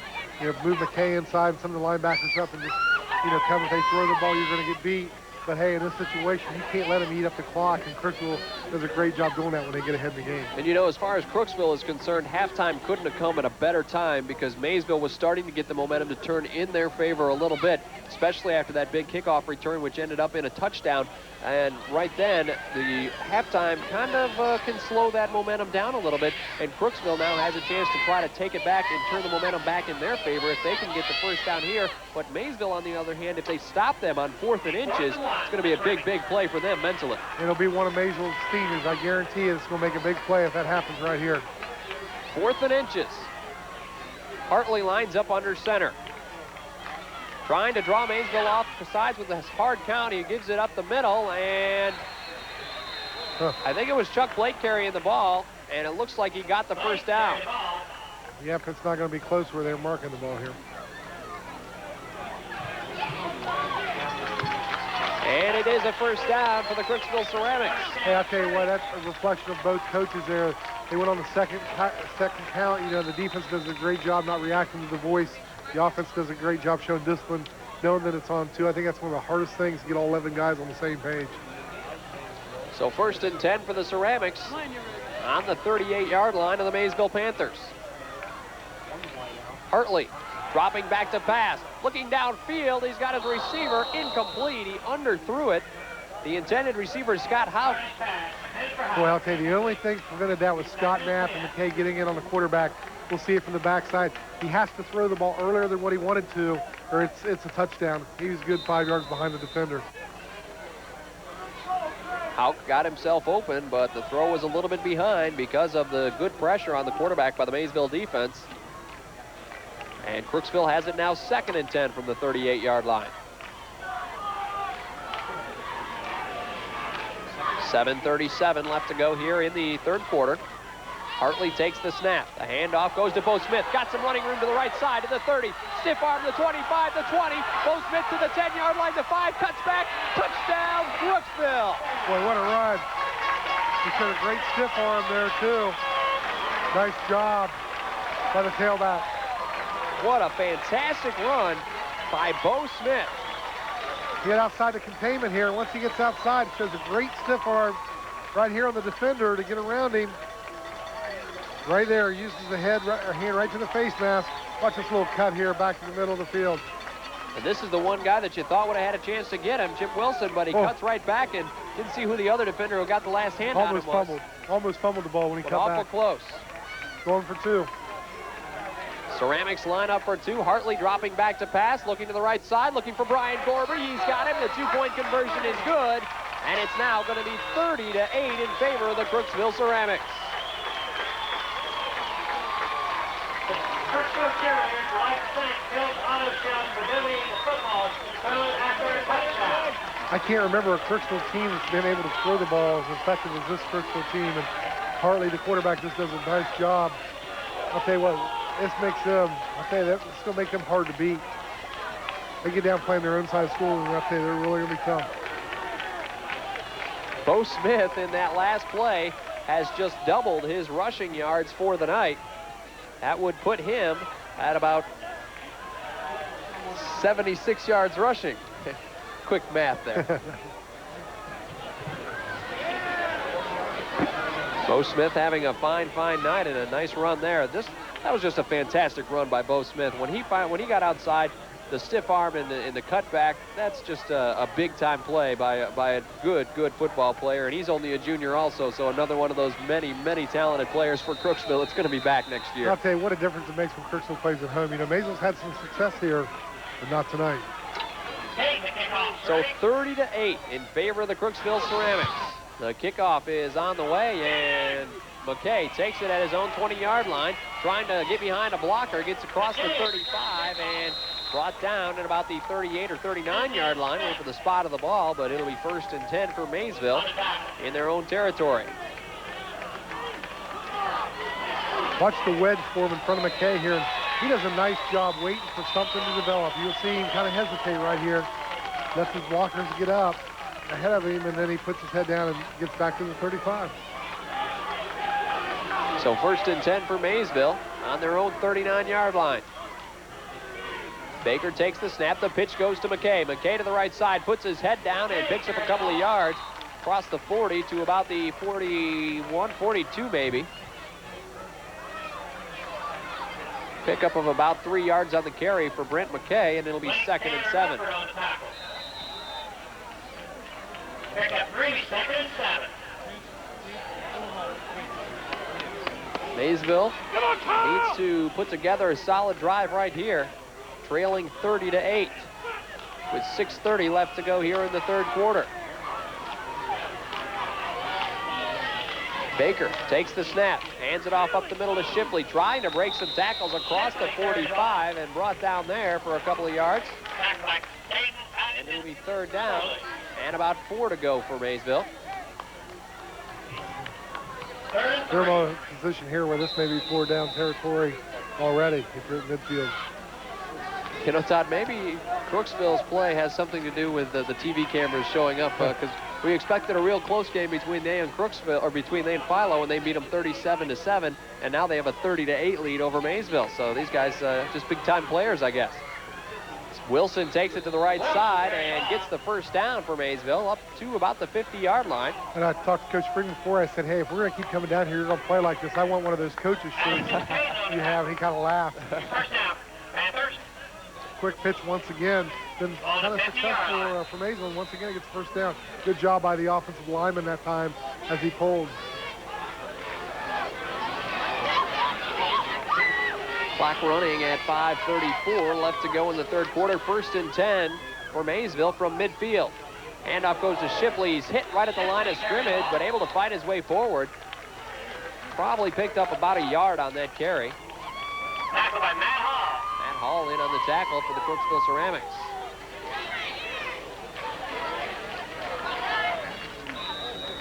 I just cannot believe how big their wide receiver is, David Roof.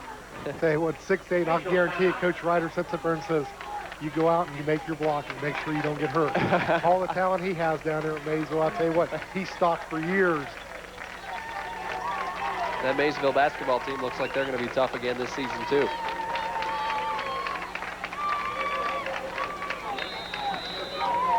.5:10 left to go in the 3rd quarter. Clock starts running again. 30-8 Crooksville. 2nd and 9 for the Maysville Panthers on the Ceramics 49-yard line.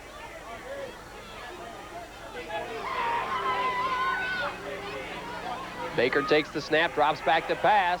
Looking for his receiver. He's got Rollison at the 45. And a pickup of about 4 yards on that one. Dale Rollison making the reception. The quarterback's hurt. Baker's down. Did a great job. I'll tell you, give the kid some credit. He stands in there and he gets leveled. And I think he hurt his hand when he gets hit. He jumps up in the air. It's interesting to see who Maysville's backup quarterback will be. he has to come out for at least one play. Once the referee takes a timeout on 3rd and 5, or 3rd and 6, it's going to be interesting to see who the backup quarterback will be.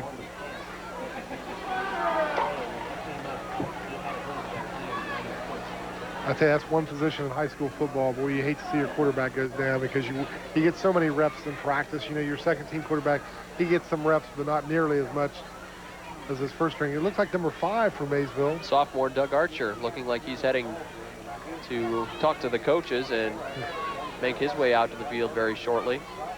You know, it's talking to Lonnie Moore prior to the season and a little bit during the season. There was some talk about Brent McKay playing quarterback this season, but then he decided he would rather have Brent McKay getting the handoffs instead of handing it off to somebody else, so he kept him at his running back position. Well, I'll tell you, he talked about McKay, and I think I told you earlier, he's probably, of all the athletes I've ever coached in any sport, he's the #1 kid that stands up. He's the toughest kid I've ever been around when it comes to competition, and I'll tell you what, he looks for game night. I don't care what sport it is. People in Zanesville remember him being first-team All-World in the World Series a few years ago, and just what a character, what a great character he is and a team leader.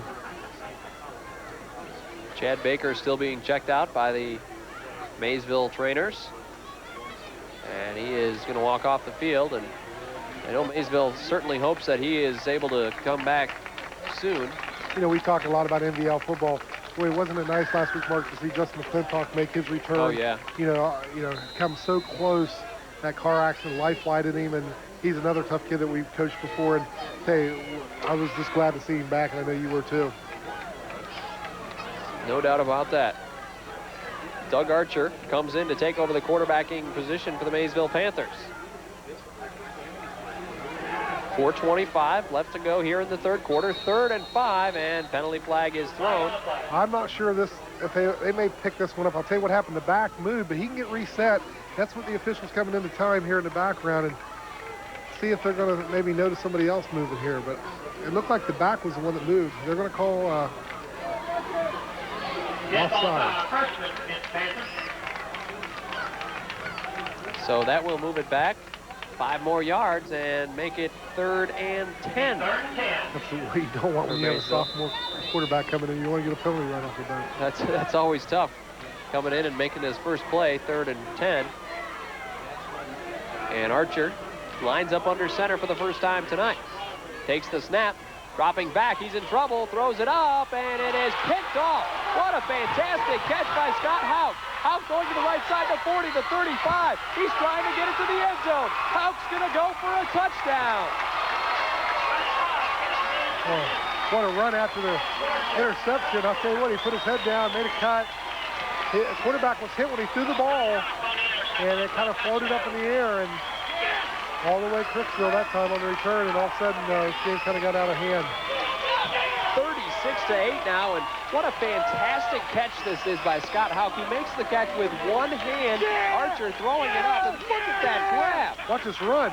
And then he's able to break a couple of tackles, one right there, and then he cuts back right there, and he is just a fantastic play all the way around by Scott Houck. I'd like to see seniors, good things happen to him. That was a great job kicking the extra point. And the kick is no good. So it will stay 36-8.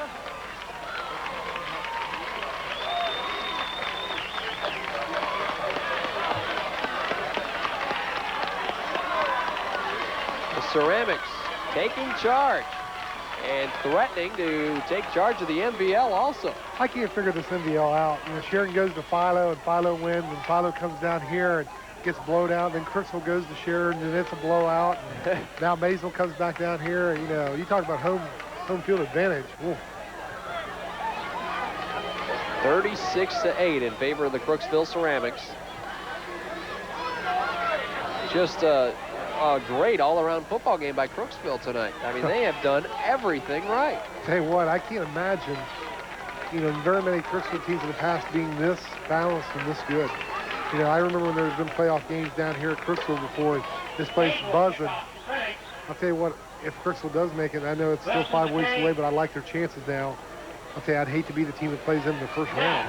No kidding. Of course, Crooksville had a nice run a couple of years ago when I think they made it to the state semifinals. Just a fine season. Now that they're able to throw the ball the way out, Wow, no I'll tell you kidding. what, stay healthy, you're going to go ways.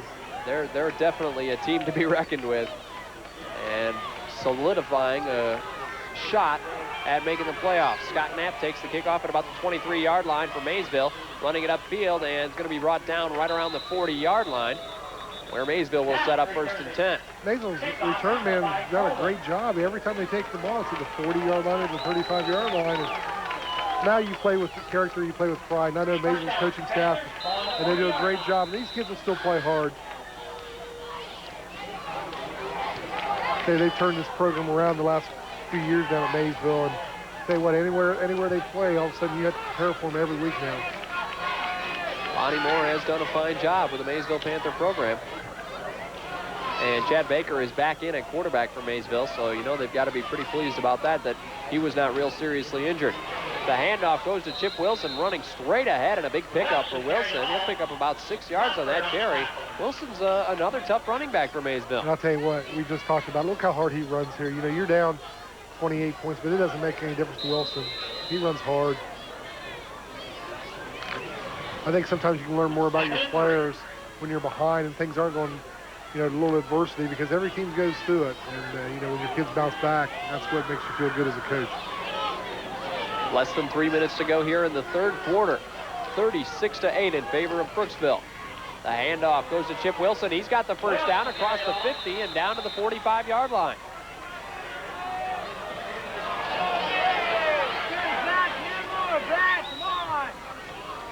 The offensive line does a nice job here. The back doesn't get hit until he has about 4 or 5 yards.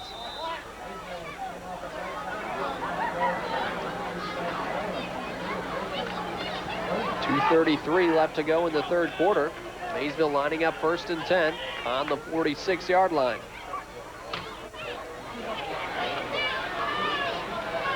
Baker takes the snap. The handoff goes to Josh Shipley, and he makes it to about the 45, may have gotten to the 44 before he was stood up. And a pickup of about 2 yards on the carry for Josh Shipley will make it 2nd and about 8 yards to go for the Panthers.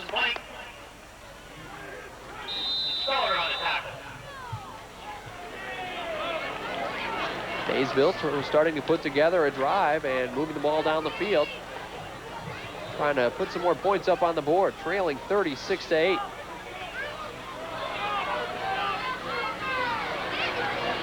Baker takes the snap, the pitch goes to Wilson. Wilson going to the right side, and he is brought down. Didn't get much on the play. They have picked up about a yard, if that. They get 3rd down and about 7 yards to go now. Clock continuing to run. 1 minute, 20 seconds left to go here in the third quarter.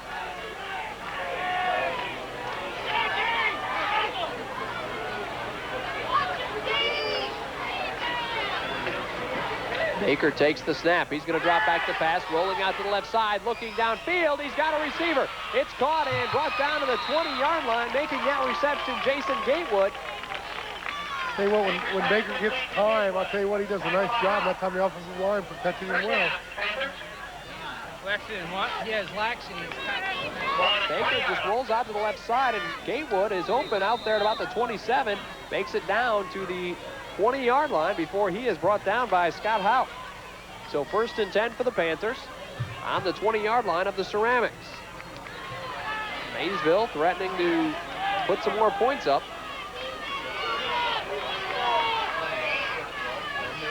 Wilson goes in motion. The handoff goes to Shipley. Shipley is brought down. What a play by Abel. Gets the back for a loss.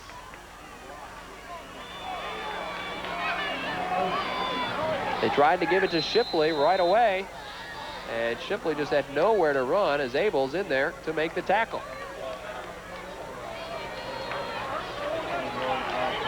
.35 seconds left to go here in the third quarter. Wilson and Shipley in the backfield. Baker rolling to his right, looking downfield, and it is going to be picked off. And no, the referee signaling no catch, but Brian Gorby with a great defensive effort almost intercepted, and that would have been his 3rd interception of the year, but And I'll tell you something else. The wide receiver does a great job here becoming a defensive back. When he knows he can't catch it, it looks like it's going to be intercepted. Watch the wide receiver come back and all of a sudden be the defender here and does a nice job. Great defense, too. Ryan Gorby, very good defensive player, and has come up with some big plays for the Crooksville Ceramics this year. It's now 3rd and 11 for the Maysville Panthers offense. 21.1 seconds left to go, third quarter. Baker rolling to the right, looking back to the left, though, and he overthrows. I believe Roop was the intended receiver as he slipped. And I'll tell you, you're going to have roughing the quarterback, I believe. It looked like they hit him late that time in the backfield. And I'll tell you what, when you overthrow Roop, you've overthrown him. I'll tell you, I had to laugh. I looked down here and see another guy, 6'5", on the roster. It's his little brother. It's a freshman. So they've got some height to work with, that's for sure. He just slips down here that time. Oh, he got leveled too. First, it's going to be first, and it looks like they can get a first down right at the 10-yard line. Yeah, they're just outside the 10-yard line, so 1st and 10, and looks like they can actually get a first down inside the 1-yard line. Baker throws over to the left side. He's got the receiver, and making the catch was Keith Melvin. I'm not sure they gained anything on that one. They may have lost yardage on the pass play. Actually, looks like they will spot it inside the 10-yard line, so he'll pick up about a yard on that play, maybe 2. Quick flanker screen here, and they try to get the offensive lineman out in front. So that is the final play of the third quarter as they get it just inside the 10-yard line. When we come back, Maysville will have it 2nd down inside the 10. 36-8 is the score. The Crooksville Ceramics lead at the end of the third quarter.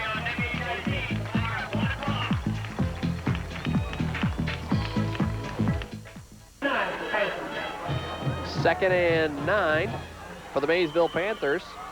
Back for the fourth quarter. Penalty flag is thrown in the backfield. Josh Shipley with nowhere to go. The back took off early that time for Maysville. Scott Coleman was in the backfield very quickly, as was Joe Ross. Shipley trying to stretch out. Looks like he may have cramped up on that last play. Illegal motion on behalf of the Maysville offense, and that will push them back a few yards.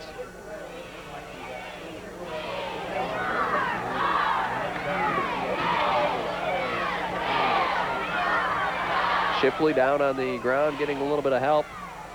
It appears that they're just trying to stretch him back out again.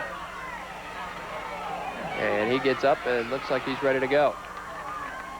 So it'll be 3rd down and 10, or 3rd and about 14 actually. 3rd and 12. Move the ball back 3 yards. Well, they declined the penalty that time and took the sack. Okay. I had to think about that for a second. I was like, wait a minute, how did they get 3 yards on a penalty? Baker rolling to the right side, looking for a receiver in the end zone. Incomplete. Penalty flag is thrown, and that may be offensive pass interference. Well, I'll tell you, your quarterback. Because there was, I thought I saw a push-off by Dale Rollison, but we'll wait for the official call. Your quarterback got this whack again. He's hurting again. Tell you what a tough kid. He's standing there taking it. And the Crooksville defenders are clapping, so that may in fact be what it is. Watch this quarterback get hit here. Oh, midair by 3 defenders. And it is offensive pass interference. Rollison did in fact push off on his way to try to get that ball. I think that's a loss of down too in high school football. And it's going to move the ball an awful long way back, all the way back to the 27-yard line. And a loss of down. 4th down and practically goal to go. If they get it inside the 1, they can get a first down, but you might as well just throw it up into the end zone and try to go for it here on 4th and 27. That's one penalty I think that high school athletic association needs to look at. I mean, you penalize in 15 and loss of down. That seems like an awful severe penalty. That's a tough one. It's a big blow to the offensive team. Defensive back can grab somebody when the ball's in the air, and no matter how far the bomb was, it comes back to the line of scrimmage. New quarterback in for the Maysville Panthers is number 10. And a penalty flag is thrown. Pass is tipped and almost completed to Maysville. So I don't even see a 10 on my roster as we're trying to scan down this.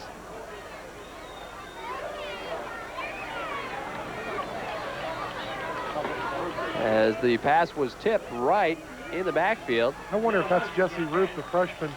You know, we've talked about being 6'4", 6'5". Yeah, you look at his height, and you would think that that would be him. But he's listed as number 1, so he very well could be number 10, actually. Now, there's no 10 on our roster. He's a tall one.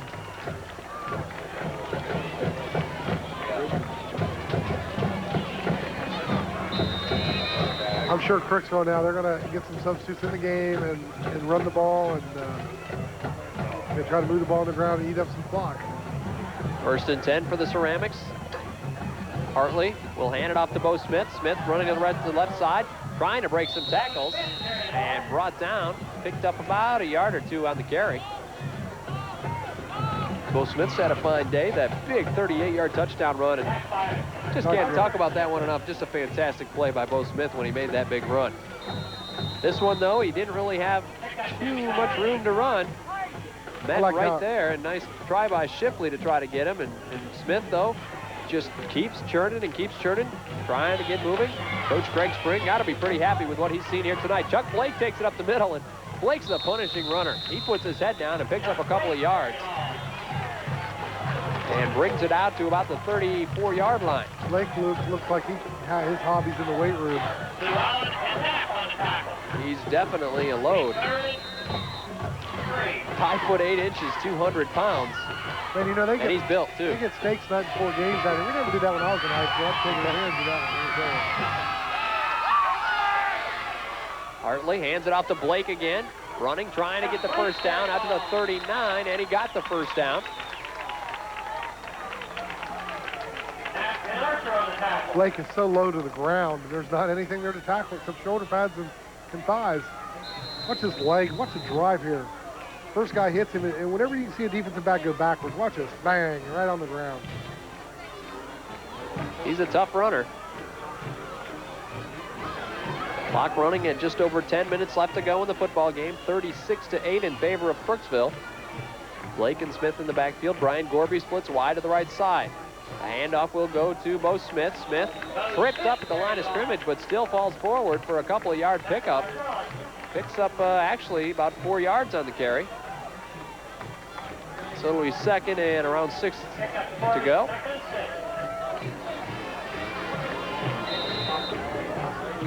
TJ Mumford and Bill Addington checking back into the lineup for Crooksville. Mumford bringing the play in to quarterback Brian Hartley. 9.5 minutes left to go in the football game. 36-8 in favor of Crooksville. Hartley takes the snap. He's going to keep it himself. Running to the left side. He's got some room around the corner over the 50 down to the 45 and inside the 45 to about the 43-yard line. And a nice play there by Brian Hartley. Kyle Schooley a little bit slow to get up, but he is going to be okay. But nice run there. Hartley running to the left side and saw an opening, made it around the corner, and a nice pickup there. 1st and 10 for the Crooksville Ceramics. We need a Ford Tempo, EIK 144. You must move your car. The Ford Tempo, EIK 144. So 1st and 10 for Crooksville on the 44-yard line of Maysville. The handoff goes to Chuck Blake up the middle again, gets it down to the 40-yard line. Tackle by Wilson. And he'll pick up 4 yards on that carry. Maysville continuing just to run the ball and take some time off the clock. And also march it right down the field again. Crooksville, excuse me. Right now, you know, Crooksville, it looks like they're going to keep it on the ground, try to just run the clock out. Bo Smith takes the handoff. He's got some running room. Makes it inside the 35, down to about the 32-yard line. And he should have the first down. They do get the first down. Another big one for Crooksville. He was 1 block away from breaking that. 13 first downs now for the Crooksville offense. And when you can move the ball like that, you got to be pretty happy. And I guess that's why you see a 36-8 score up there on the screen. Well, I'll tell you what, Crooksville getting better and better. Clock running at 8 minutes left to go in the football game. Hartley will hand it off to Bo Smith, going to the left side, trying to break some tackles, gets it inside the 30-yard line, brought down at about the 27, Or it'll be second down for Crooksville. Smith running right behind some blockers and was finally brought down by Tony Llewellyn. So second down and 5 to go for the Crooksville offense on the 27-yard line of the Maysville Panthers.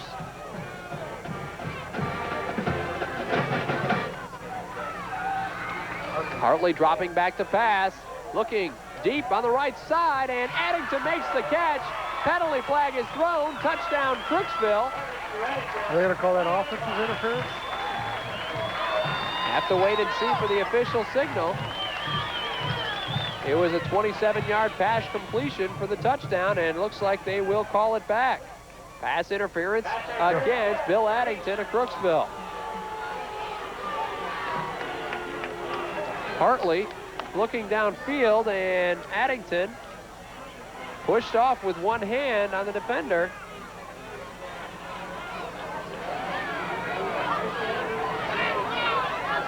And that will move the ball an awful long way back.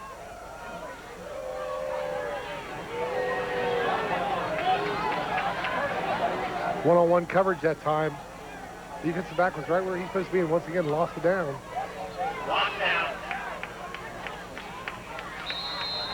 So what would have been a touchdown again for the Crooksville Ceramics makes it 3rd and long. 3rd and 20 for Crooksville. Hartley hands it off to Smith. Smith is going to be met at about the 43-yard line and brought down. No gain on that carry for Bo Smith.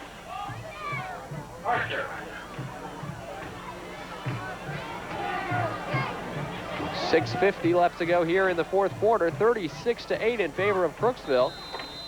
4th and 20. And the Crooksville punting unit comes on. Brian Gorby will be kicking it away for the Ceramics.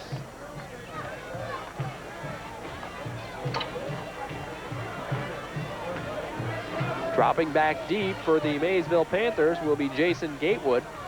He drops back to about his own 10-yard line. Gorby takes the snap and kicks it away, kicks it out of bounds toward the left side. And the officials running down. That's got to come back at least to the 25, if not further up. And they'll spot it at about the 27-yard line. That time the official got a little lost when he ran the wrong way. I think he was expecting the ball to go a little bit further downfield, and he never really knew where it was, but it went right out of bounds. You know, Gorman's human. I've been beginning to wonder about that every time we come here, the kind of game he has. Yeah. Finally, I'm glad he did something that he can better himself in. He's impressed us, that's for sure, when we've been down here. 1st and 10 for the Maysville offense. Chad Baker lines up under center from their own 27-yard line. Baker takes the snap. The pitch will go to Wilson. Wilson taking it to the left side. He's brought down. And looked like Chuck Blake in on that tackle. Wilson is down on the ground, and now he's stretching out, trying to possibly loosen things up again. We have a ceramic down on the field as well. Baker pitched it right to Wilson, and Wilson didn't really have a whole lot of room to run, and nice play by Chuck Blake to get in there and make that tackle. Like number 57 for Crooksville. Matt Hall would be number 57.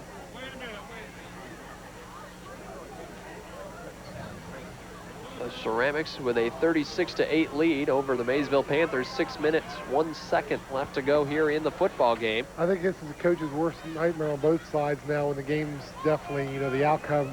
We know who's going to win, who's going to lose, but you don't want to get any of your players hurt in this time of the game. Matt Hall getting some assistance on his way off the football field, getting a hand from the crowd. And Maysville will have the ball 2nd down, 12 yards to go. Yeah, what a great environment to play a game. You have people lined up on the end zone lines and pretty close to the field, and packed crowd all the time, and out really in an open space to play football. Maysville ready to go again, lines up, 2nd and 12 from their own 25. Chad Baker hands it off to Brent McKay, hit at the line of scrimmage, and really nowhere to go for him.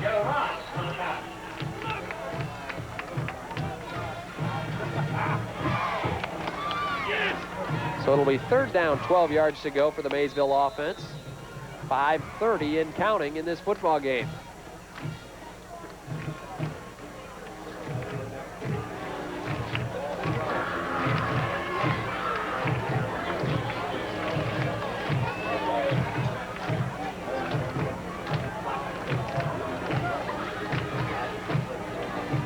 Bakers takes the snap for Maysville, looking to the right side, and it is incomplete. Intended for Root.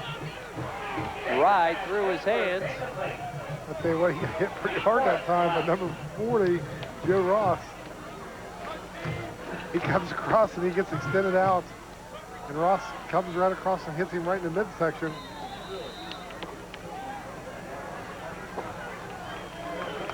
So Maysville goes to 4th and 12, and they will be forced to punt it away, or they may be going for it.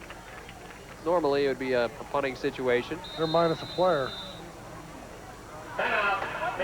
Maysville will take a timeout because of that. 5:07 left to go in the football game, 36-8 in favor of Crooksville. And again, Todd, you know, you talk about the MVL race right now. These two teams both coming in here 2-1 in league play. Now, both of them are going to be okay for the rest of the season, but you got to look at Crooksville right now as the team to beat for the rest of the year. If they go up 3-1 in the MVL with just 5 more games to play in league play, you got to like their chances. I'll tell you what, you know, they played the big three, what I call the big three, you know, Sheridan, Philo, now Maysville. And now that, you know, everybody can knock anybody off in the MVL, as we well know, you know, there's some tough MVL games tonight with teams that are top going places where it looks like an easy trip. Philo's going to West to play, and I guarantee when you go to West, you know, they're down a little bit talent-wise right now, but I'll tell you what, that'll be a game. There's some other area games tonight that it'll be tough. Don't count out the Riverview Black Bears just yet either. They kind of snuck up on a lot of people, I think, last year. I believe they have John Glenn, right? Yep. I'll tell you the team I wouldn't want to play later on. With McClintock back down at New Lax, I think, you know, they beat Logan earlier in the year down there. Oh, yeah. Well, New Lax has got a good football club, and anytime you got a quarterback like McClintock and a running back like Joe Fondale, you got to love your chances. What a great punt. It rolls down into the 30-yard line where Maysville will down it. Crooksville will set up for 1st and 10 from there, but a nice punt there. Now we're going to see Crooksville's second team coming in. And I'll tell you, I like to see the players get a chance to play because they practice every day. And you know, it makes it nice. You know, sometimes you don't get a chance to get some of these other kids in it. And they're really the future. Those second teams, you know, from Maysville and Crooksville. And this is a true test for me because this is my first time seeing these guys with these numbers out here. You get used to calling certain names and certain numbers, and now we have an 83 at the quarterback, which is Zach Pompey. Fumbles the snap, and it's up way up in the air, and it is going to be kicked around, and Maysville may pick it up, and they do. Picking it up for the Maysville Panthers is number 42, Dustin Hartman. All of a sudden, the ball popped way up in the air, and it was like volleyball out there. Now there's a penalty down here. Let's see what the penalty is going to be. The snap was bobbled, and they tried. It just kind of popped right up into the air, and then it gets kicked or bumped or something. You know what they're going to call here, I think? They're going to call illegal batting of the ball. Something you don't hardly ever see called. See if that's not the signal he gives here. Maybe a signal we don't even recognize. I was going to say, I don't know if I would recognize the signal for that. I think that's what it is against Maysville. I think in this, I think on the replay we've seen that's what it was.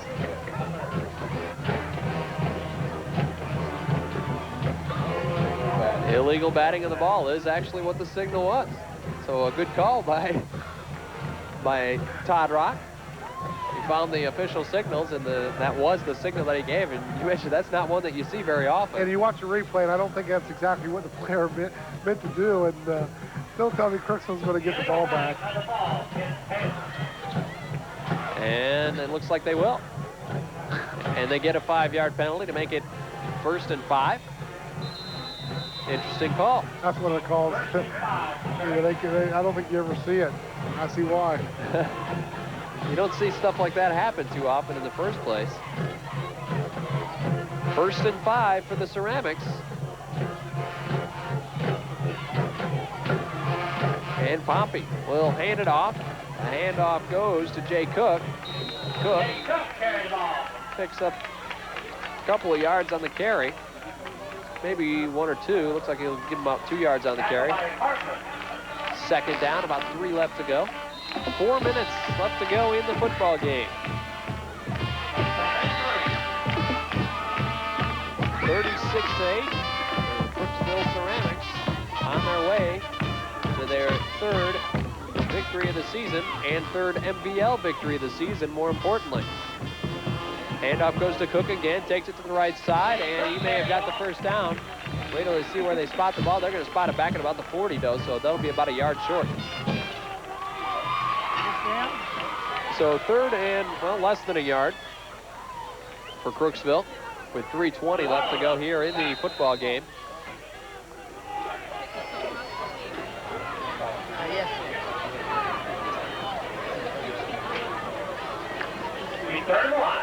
Next week, our TV coverage takes us up to Dresden, where Riverview will be taking on the Tri-Valley Scotties.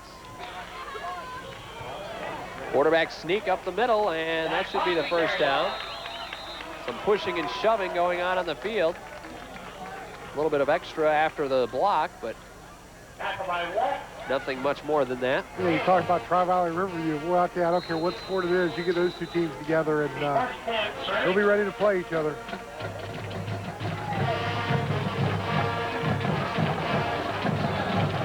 Crooksville has now rushed the ball for more than 200 yards in this football game as a team. Cook will take the handoff, goes to the left side, hit at the line of scrimmage, brought down there. No gain there. And a timeout. I think we got a penalty flag here.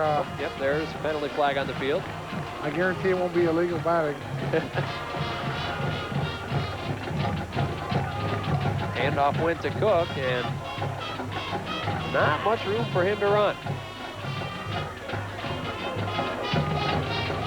Personal foul against the Maysville defense.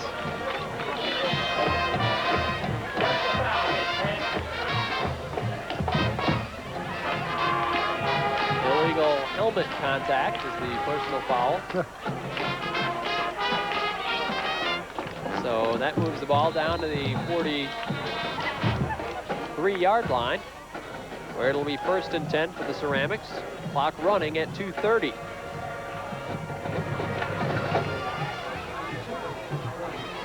Pompey takes it himself, running, looking, he's got some room inside the 30. Pompey's going to break it to the right side, and he's going in for the touchdown.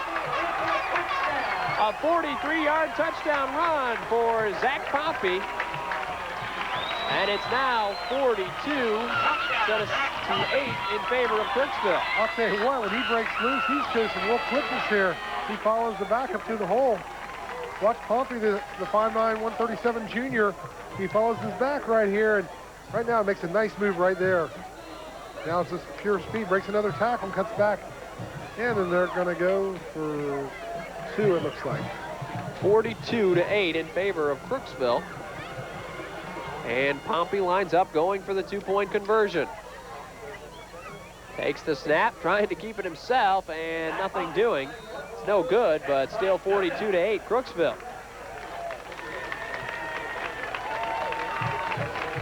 I think this is probably one of those films you just take back and maybe even throw away for Maysville.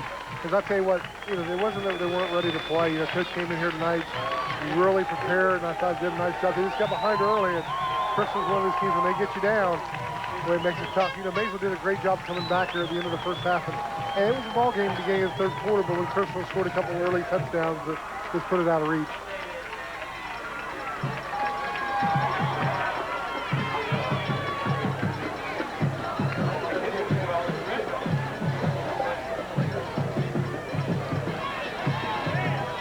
Don't be surprised now on this kickoff return if Maysville doesn't break one here for a long game. It looks like Crooksville's putting some of their second-team kickoff guys in, and I'll tell you what, one of Maysville's skilled backs gets the ball here in Napa, McKay, they could go a long way.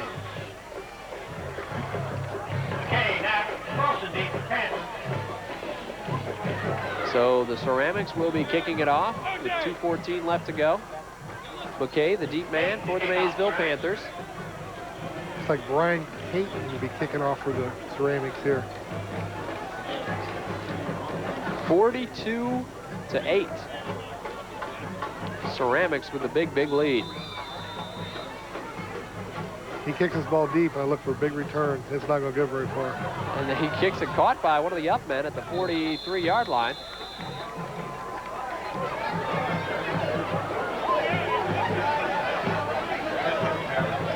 That was Josh Hartman who caught that one. And what Jason Gatewood, you talk about pancaking somebody. He just hit number 83 Zach on the kickoff, and oh, he's like, I'm the backup quarterback. That's not supposed to happen to me. Timeout, Crooksville.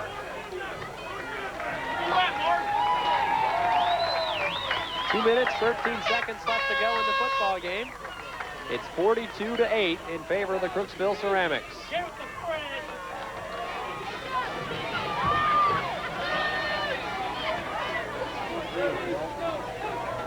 And the timeout on the field. Crooksville trying to get some people in there defensively. Maysville trying to see what they can figure out to do offensively.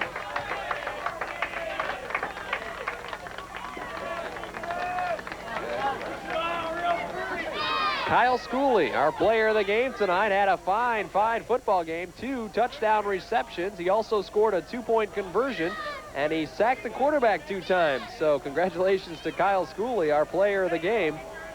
He had a fantastic game for Crooksville and a good game for the entire Crooksville team tonight. 42-8, and you know, Schooley had a little help from his quarterback Brian Hartley today. Fumble. Looks like Crooksville's got it back again. And the Ceramics do get it. Crooksville recovers the fumble. And they will take it 1st and 10 in Maysville territory at about the 39-yard line. And as we mentioned, Schooley had a little help from his quarterback Brian Hartley, who had a fine day also today for the Ceramics.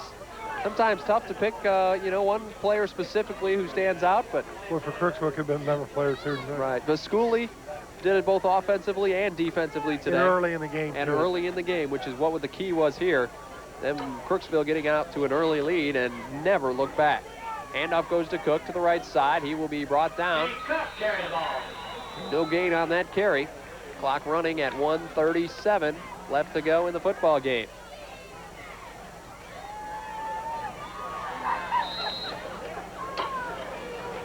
Crooksville will go to 3-1 in MVL play, and they will at least hold on to a share of that first place in the Muskingum Valley League race. Depending on everything else that happened tonight. Handoff goes to Cook again. He will go up the middle and bring it down to the 35-yard line. 1 minute left to go in the football game. 42-8, Crooksville.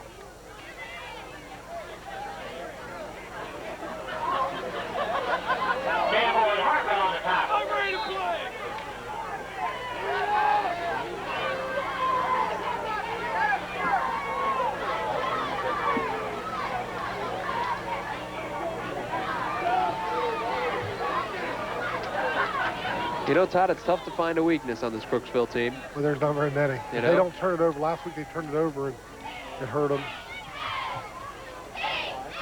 Pompey keeps it himself. Running room again. Cuts it to the right side, but brought down. This time tackled by Jason Gatewood. Could be the last play. And that looks like that may have been the final play of the football game as the clock is ticking away at 14 seconds and counting. And that will do it for this football game.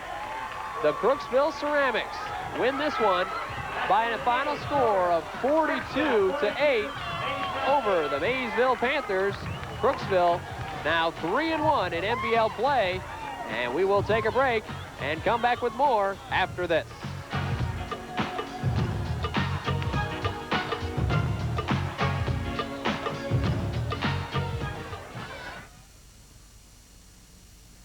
Back in Crooksville, Mark Wolf, Todd Rock along with you. Time now for our Dutro Body Shop hit of the week. And it comes from our player of the game, Kyle Schooley, sacking the quarterback for the second time tonight. Schooley, not only did he have a great game defensively with 2 quarterback sacks, he also had a fantastic offensive performance. He scored 2 touchdowns in the first quarter, also scored a 2-point conversion, Todd. An all-around great game for Kyle Schooley and the entire Crooksville team. And I'll tell you what, he did it early in the game and really set a tone for Crooksville early on. The Maysville Panthers dropped to 2-2 in MVL play. The Crooksville Ceramics now 3-1 in MVL play. And when you look at the rest of the standings, you gotta like Crooksville's chances as far as an MVL title is concerned. I know there's still 5 games left, but they have to be considered one of the front runners, one of the teams to beat right now. I think they could really win out and, and really make the playoffs if they do. The Maysville Panthers and Crooksville Ceramics, they played a tough game tonight, but the Ceramics did everything right defensively. They did everything right offensively, and we mentioned a little bit earlier, it's tough to find a weakness on this Crooksville team. I'll tell you what, they're a good ball team, and this may be the best Crooksville team I've seen in the last decade. They've got all of it as far as the offense is concerned. Not only do they have a strong running attack, but they also have a strong passing attack. Of course, Kyle Schooley couldn't have scored those touchdowns without quarterback Brian Hartley. And the line did a great job, too. And Hartley, boy, I'll tell you what, the more I see him play, he's as good as there is, I think, in the MVL. No doubt about that. This is a fantastic football team. And Maysville at 2-2, by no means are they out of the MVL title race because, as you know, in the Muskingum Valley League, anything can happen, especially when you got 5 weeks left in the season. These two teams, they met here tonight, and Crooksville came out a big winner. But don't count the Maysville Panthers out just yet because this is still a good football team. And Lonnie Moore, and you can bet that he is going to have his team prepared for the next few weeks. They had some bad breaks here tonight, really, and they got off on a bad foot, bad start and came out and had to get out of their running game. And, when they had to go to the air early, and that caused them some problems. Yeah, anytime you get behind to a team like Crooksville early in the game, it's going to be tough to come back. Maysville found themselves in that position, as did the Philo Electrics a couple of weeks ago. Crooksville gets out to an early lead, and they're the type of team that just does not give up that early lead if they get it. And they keep running the ball, and then when they run the ball, the passing game comes open, and they throw on first down, and boy, I'll tell you, it makes it tough if you're a defensive coordinator. It used to be when you played Crooksville, you put 8 guys on the line of scrimmage and said, beat me off, throwing the ball. Now they will beat you. Bo Smith had a fine day as a running back for the Crooksville Ceramics. He had 96 yards on 15 carries, including a 38-yard touchdown run, and really one of the better runs that you'll see by any high school running back. And I'll tell you what, they have a lot of young kids, Crooksville, and they're going to be good for a long time to come. Just a good-looking Crooksville team. I tell you what, they looked awful good tonight, offensively, defensively. They did just about everything right as they beat the Maysville Panthers 42-8 is the final score. Crooksville now goes to 3-1 in the Muskingum Valley League. Maysville now drops to 2-2 in MVL play. And again, the MVL race still wide open, but you have to look to Crooksville as possibly the team to beat now for the rest of the season in the MVL. That's going to do it for us here from Crooksville. For Todd Rock and for everyone here at ABC Sports, I'm Mark Wolf, and we'll talk